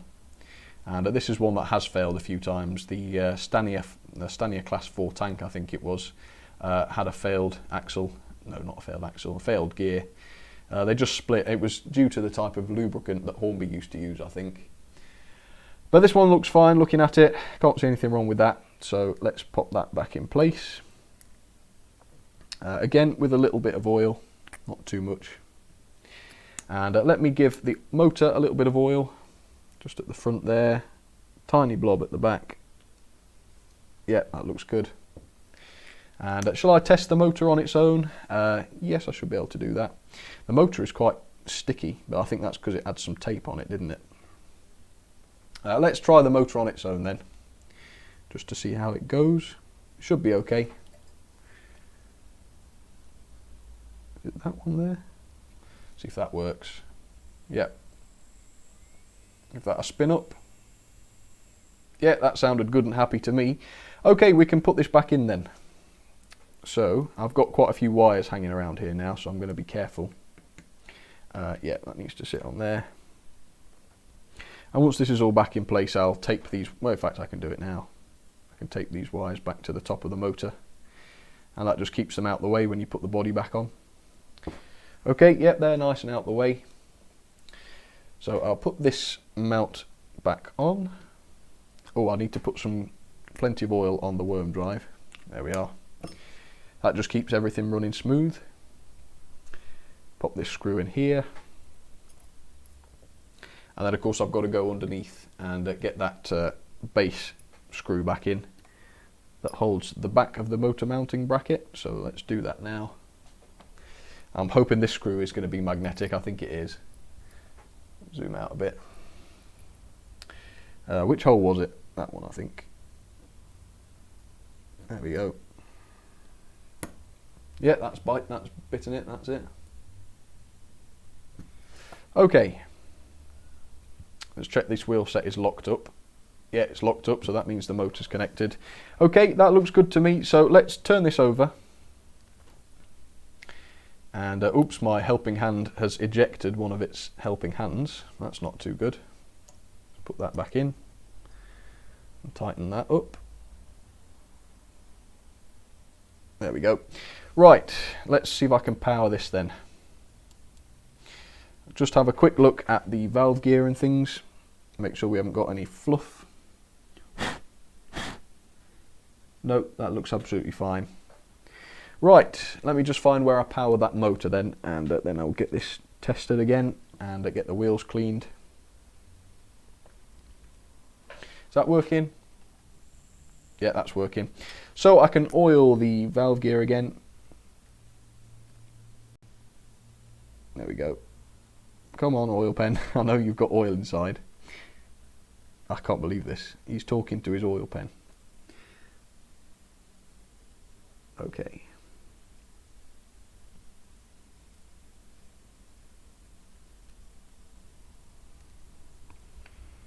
Right, so that's nice and oiled. Let me give this a little bit of a run. No clicking or anything, that's what I like to hear. Okay, let's give this a little clean up.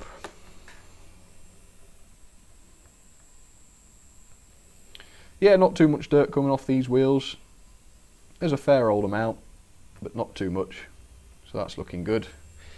New cotton bud. Whoops. Cotton bud's just gone flying across the room. Clean that up. It's a nice runner, this one, actually, to say it was a TTS loco. A lot of the TTS locos don't run very nicely with the motors that come with them. But this one always has, for some reason. I can't fault the performance of this one, really. Perhaps not quite as nice as my older Railroad A4, but it's not far off. Alright, that's fine. How's everyone doing it? Sam's Buses. Yeah, Sam, let me have it. Yes, Mayo saying he likes your name, Sam's Buses. And his name is Sam also, so he's not just a fraud. Okay. So that looks good to me. What do I need to do now? We can put this thing back together, I reckon. Have a quick look at the tender, make sure that that's all in order. Should be. Alright, where is the body? Let's make sure this is all okay. We'll have to be careful that these wires don't get in the way. Hopefully they won't. Let's pull this tight. Okay. So it needs to go in this way, of course. Wouldn't look quite right if I put the body on backwards. I doubt that will be possible either. It's an interesting thought. Okay, that went in nice and easily. It's normally a bit of a struggle with these, isn't it? But no, that was quite nice. Right, let's see here. Just trying to figure out which screw went where. I think it was this one for the front. Okay, there goes that. That's nice and tight. Put the front bogie back together. Again, where the front bogie sits, there is oil. Now, I never oil the front bogie. So I don't know whether Hornby do. Mind you, I've had this loco for several years, so even if Hornby had oiled it, I don't suppose the oil would still be there. So it must have leaked onto it from somewhere. Okay, I don't think I cleaned the bogie wheels, did I, to start with, so I better do that. They're dirtier actually than the other wheels, so maybe I forgot to clean those last time I serviced her, who knows.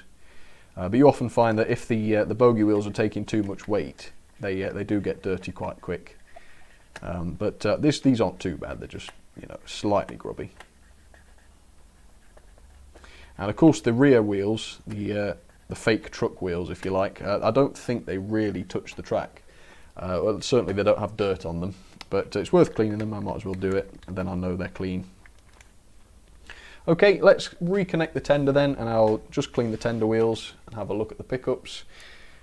We can, of course, it's a lot easier to test the continuity with this because if you just apply power to the tender wheels, if the loco moves, then it's working.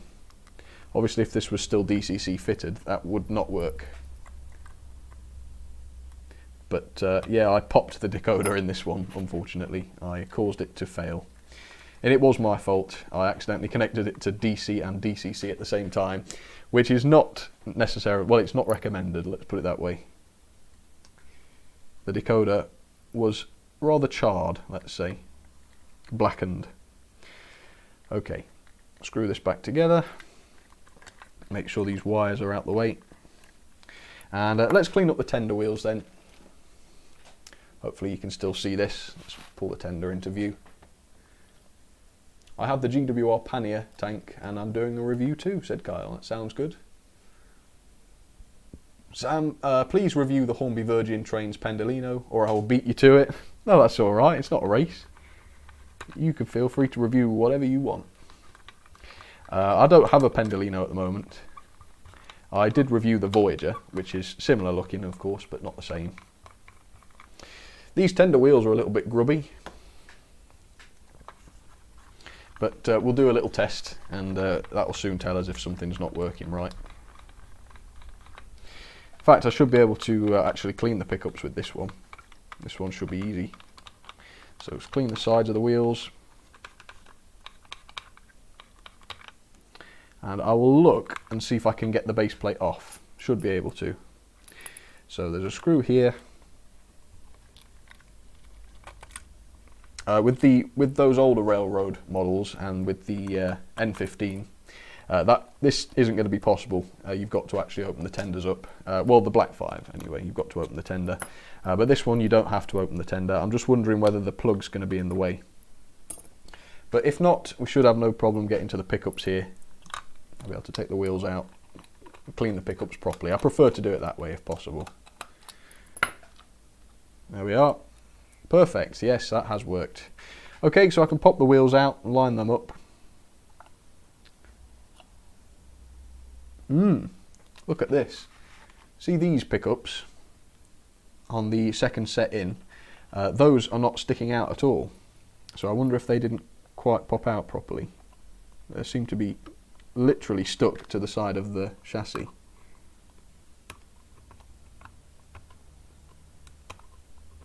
That can't be right. I wonder if it's designed that way. It shouldn't be. See if I can loosen those out, get them to stick out. Yeah, it was glued to the side. I wonder if the glue that's used to actually glue the pickups in got stuck onto those. So there we go. That one's now sticking out. I'm just using a needle, by the way, to coax those out. There we are, and that one's sticking out now. So it's worth doing that actually, and I have had quite a few Hornby models that have needed their pickups just popping out because they weren't making contact, but that's good. What's this? Oh, that is lubricant. I wonder whether it was super glue. Okay, so just like with the loco, you can now clean the pickups directly, which is nice. Let's clean those up. Not too dirty these, but it's nice to do it, and then you know they are spotlessly clean. Alright, fine. So let's put these wheels back in, make sure they're clean, and you just slide them in so that the pickups don't end up on the wrong side. So you get that sort of sliding motion. There you go. Tiny bit of oil then, just on these bearings, for want of a better term. They're not really bearings, but they do the job of a bearing. There you go. Okay, this wheel's got a bit of fust on it. It's got quite a lot of fust on it. I don't know how that's happened. Pardon my use of the word fust. Don't really know what that means. Right, put that back in. And blimey, this stream's gone on for a while. I've been going an hour and 40 minutes. I'll do one more. Does anyone want to see one more? One more loco and then I'll call it a day, I think. Oh, have I got this in right? Yeah. Well, that screw's not going in properly. Let's get this other one in. I won't tighten them up until they're all in. Go on, screw. Oh, I'm trying to force it into the wrong hole here. That explains it. Yeah, that one's gone in. And this one I'm going to re-thread. There we are, that's better. Just use a slightly bigger screwdriver so I don't round it off. There we are, that's easy. And I'll make sure this back one's gone in properly. I wonder if the tender body seems to have come off actually. Yeah, that explains it. Let's pop this screw back out. I need to seat the tender body down properly and then I can put the screw in. Okay. Make sure you can see this.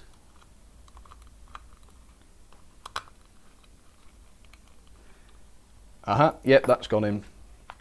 Perfect. Okay, I'll often forget to put the coupling back on, so if you see me forget that at any point, remind me. But there we go, that's working. Let's just test whether the tender pickups are working then, and if they're not, I'm going to be annoyed because I've got to take all that back to pieces again. But hopefully they will. So here we are, the first two. Yep. Oh, actually, we don't need quite so much juice there. It's not really a good idea to give the motor a shock like that. Okay, second set. That's the set that wasn't working, and as you can see, it is now, so that's good. That set, which one isn't working there? So this one's got a bit of dodginess to it.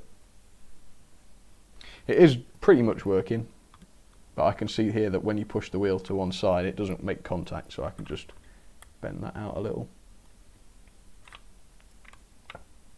Right, let's try that again. I mean, it's one wheel, it's not a big deal, is it? But there, that's working okay. Right, let's take it to the track then and see how that goes. Hopefully she'll run okay. She always has done, so I don't think there'll be too much of a problem. But yeah, I don't think I've ever shown how to service a Hornby A4 before, so that's quite a nice first. Right, yep, just checking the body looks okay. Let me show you this.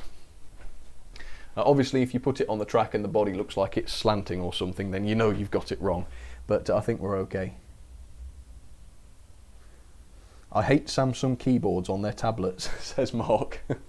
Why is that then? I've never had a Samsung tablet.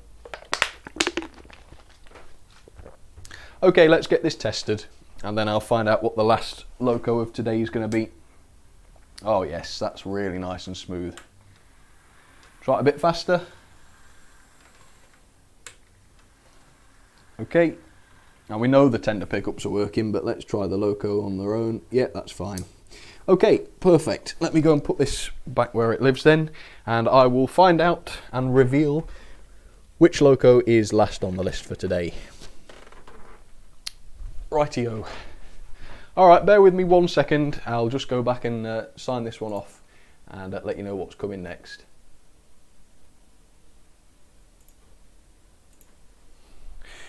Okay. So that's Gadwell done. So June 18, June 19. Aha, yes.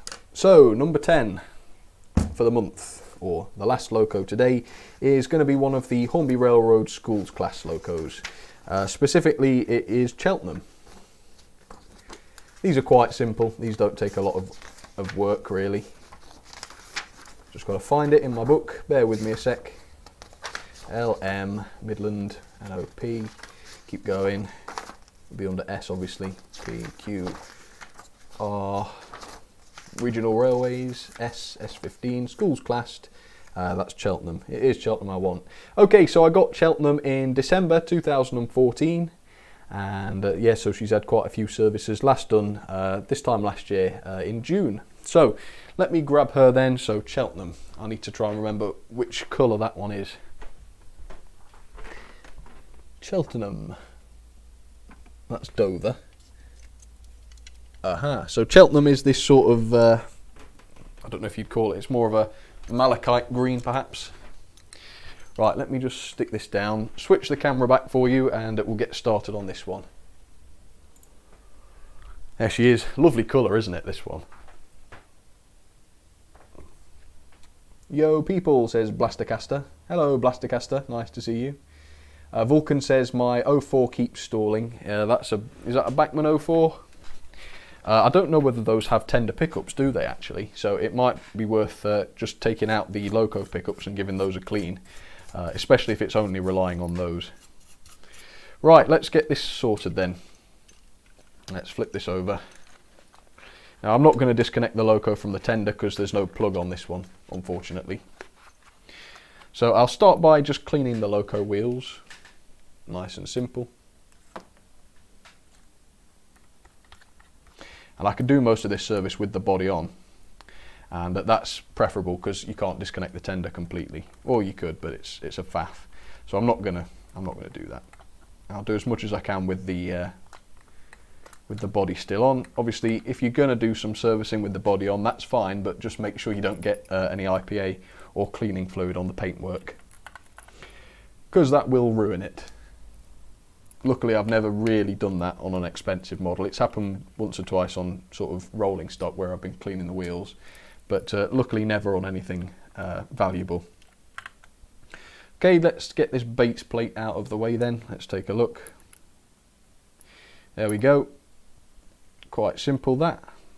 And if you want the pickups, I think you've got to take yet another one off, but I don't know how easily that's going to come out. Yeah, no, that's not coming out too much. So I don't think there's a lot I can really do here. I can just clean the pickups, I suppose, and give the axles a bit of an oil. So the pickups are just tiny little things that just touch the insides of the wheels, and if I just push this to the side, I can see enough of it just to give it a little clean. Push it the other way.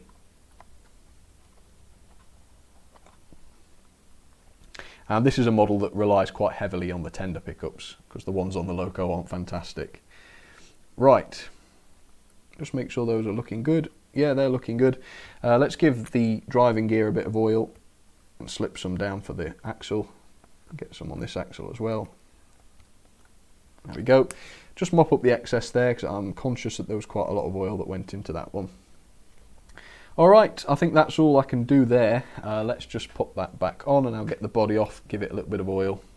So this is I should say this is a Railroad Schools class, by the way. It's not the Railways one. You might assume that the two chassis are the same, but they're very different. I don't know which I prefer actually. The Railroad ones are better quality. But it's probably a little bit easier to service the Railways version. Okay. That's those three back on, and then I'll just briefly get the body off to give the motor a little service well, not a service, you can't service the motors on these really. Just give it a little bit of oil and that's it. Just dab this up, make sure that's clean on the bottom, and let's get this body off then. First things first, the body screw, but I'm also going to just take off the tender screw as well so that I can flip the body up, and I'll show you what I do with these. So just that screw there.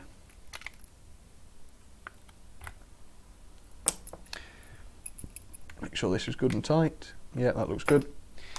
Right, so you should be able to lift this one out then. And then what you can do is you can fold it back on the tender like this, and the wheels kind of mesh together. So there you have it. You can't actually oil this side of the motor. You've got the worm gear here, which has got a flywheel built into it, as you can see. It's quite a clever little design. And the brushes are at this end, so I'm not too worried about giving this end some oil. As you can see, no covers or anything over the gears. The gears are all totally exposed, which is a shame. But they don't look too dirty. I will give that a little bit of a clean up. I can see a little bit of fluff just on there. And I've brought some more fluff on the cotton bud. Perfect. I'm so confused, says Blastercaster. What are you confused about? Let me know and I'll try and explain it. I'll have a look in a few seconds and see what you've put. I'm just servicing them, by the way, if you didn't realise what I was doing. Southern just isn't my thing, says Kyle. I might have no time to watch this stream, so sorry, says Ryan. Q1 works perfect, says Vulcan. That's good to hear. Okay, so there we go. That's all oiled. You can't do much else really beyond making sure that it's relatively clean and lightly lubricated. So that should be fine. It is nice and clean actually, and I really like the schools class and I run them quite a bit as a result, and yet surprisingly it was still really nice and clean, so quite pleased with that. Okay, I'll have a quick look at the tender. Again, I think you can actually, if you take the tender body off, you can get to the pickups and clean them more directly, but just because I've been doing this for ages, I'm going to clean the wheels, clean the insides of the wheels, do a little bit of a test with them, and if it works all right, I'll leave it there. If we've got a serious issue, if there's more than one wheel that isn't picking up properly, then I will take them to bits and give them a clean properly. But if it doesn't need it, I won't do it. So let's clean these wheels. But like I say, it does rely quite heavily on the tender picking up, so it might be worth taking it to bits if it doesn't work properly.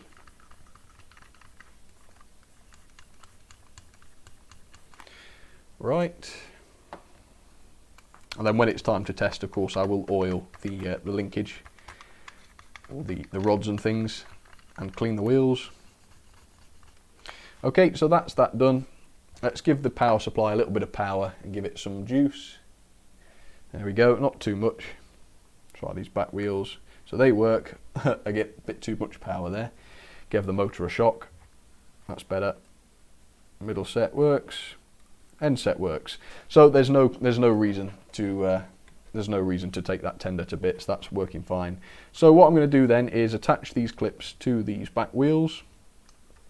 Do a quick inspection on the valve gear and such. All looks okay to me. So let's give it some oil.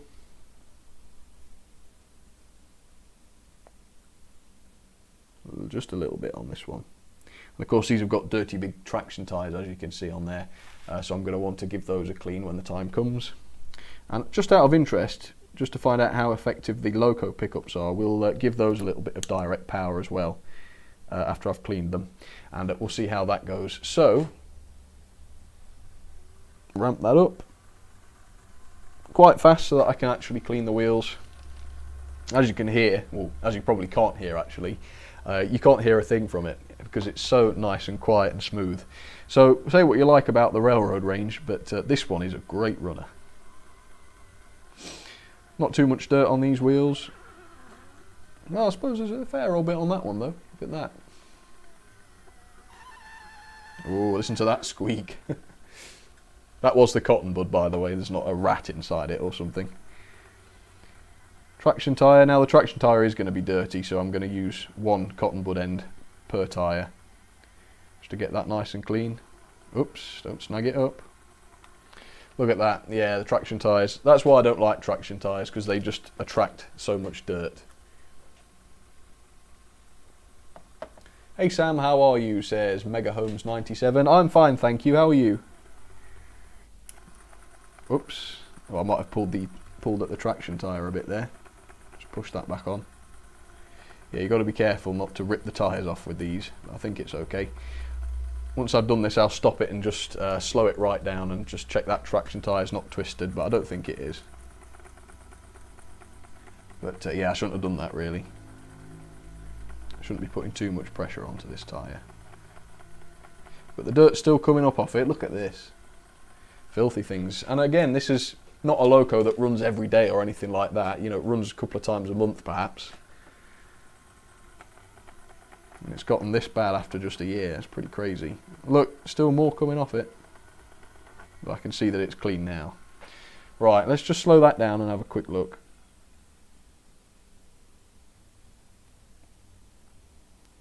Let's dry it. Yeah, that's alright. Okay, let's just speed it up again then and get the insides of the wheels. I was just checking that the tyre hasn't been twisted or ruined. I do have a pack of these tyres. I've got about 10 spares, so if anything goes wrong I can put another one on, but it's a pain because I think you've got to take the valve gear apart, haven't you? So I look forward to that whenever that needs to be changed. So now then, let's just try a little bit of a loco pickup test, see if they're working alright. Yep, they are. And yeah, they are. To be honest, I thought those were flimsy looking and a bit naff looking, but they are working. Okay, let's take that to the track then. I can't see any reason why that won't run, but you want to be sure.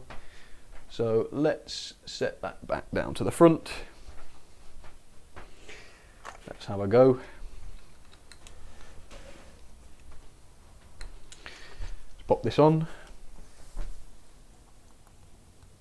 These are lovely actually, for the price they're great. Right, just double check that that tender's on properly. I think it is. Double check though. Yep, that's on properly. Right, give it a little bit of a test. Yep, that's going alright. And back again. Yep, very nice. So I've tested all the pickups already, so I know they work alright. So there we go, that is the schools class. I'll tick that off, and then that'll just about do it. I'll come back and have a quick look at the chat before I go though, and see if anyone's got any questions. So if you've got any questions, bang them in now as quickly as you can, and I'll take a look once I've finished looking at this book. So that's a tick on Cheltenham, another tick, June 18. I know it's not June again, as I said yesterday, but I'm doing the quota for June right now, so that when June starts I've not got a massive workload. Okay, perfect. So I'll get on to the rest of those in the week. I won't stream those, I'll just sort of do it myself so that I don't take too long.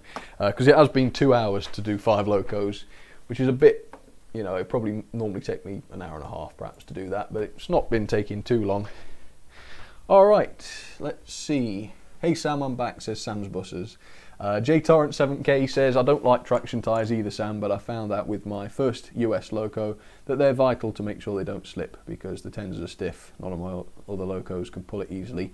Yeah, that's true, but I always find that good weight on a loco is the best traction tyre. But yeah, I see what you mean, but normally my best locos are heavy and they don't have traction tyres, and even though they maybe can't pull quite as much, it's nicer that way. Mock says traction tyres are pointless even though they improve the pulling power, they reduce the amount of electricity picked up. Yeah, that's true. Basically those driving wheels on the schools class that have the rubber on them are basically useless for picking up. There's no point having pickups going to them.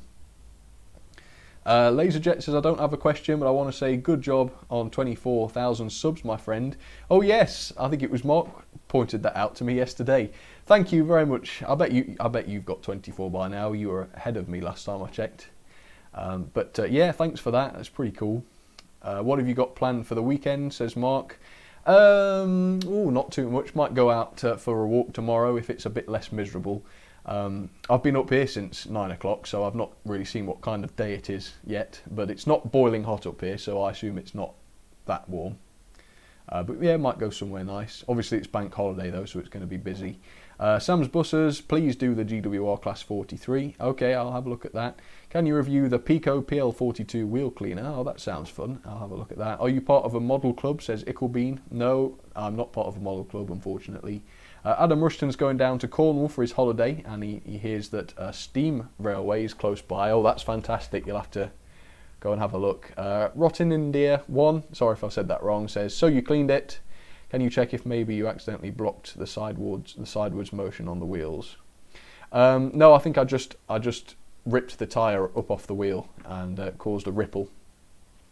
Oh, a walk, said Mark. Nice. Yeah, we've got some quite nice walks around our area, so we're quite lucky in that sense. Does the steam valve thingy get blocked? If there's too much sideways movement on the wheels, they can get blocked. But normally it happens because they're bent, so you have to make sure that they're nice and straight. Do you own the Cotswold? Yes, I think I own the Cotswold.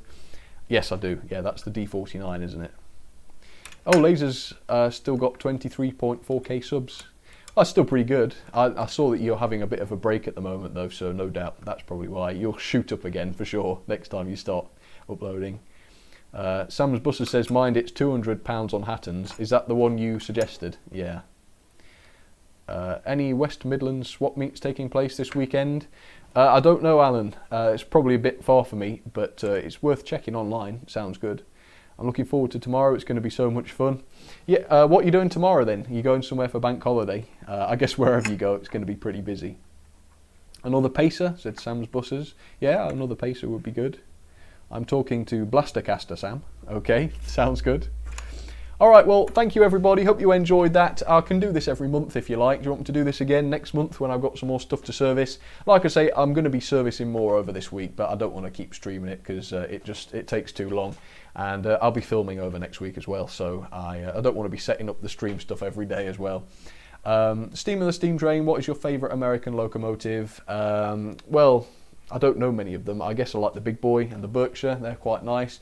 And even the Daylight is a pretty good one as well. I like that one. Anyway, bye, says Ronnie Tida.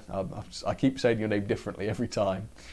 Can we do the Ginty next time, says Max. I would love to see that.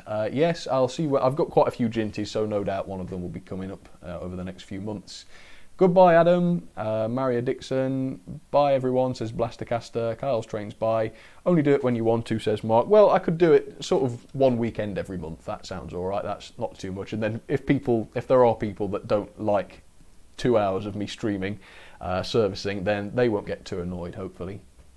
So I think once a month is okay. Bye, Laser. Take care. Have a good day. Hey Sam, how you service the Railroad Hall? Yes, I'll show the hall. I've got a couple of those, so at some point I'll probably show those. Kyle's Train says, everyone say bye. Yeah, everyone say bye. Thank you, everybody. There's my little weird wave.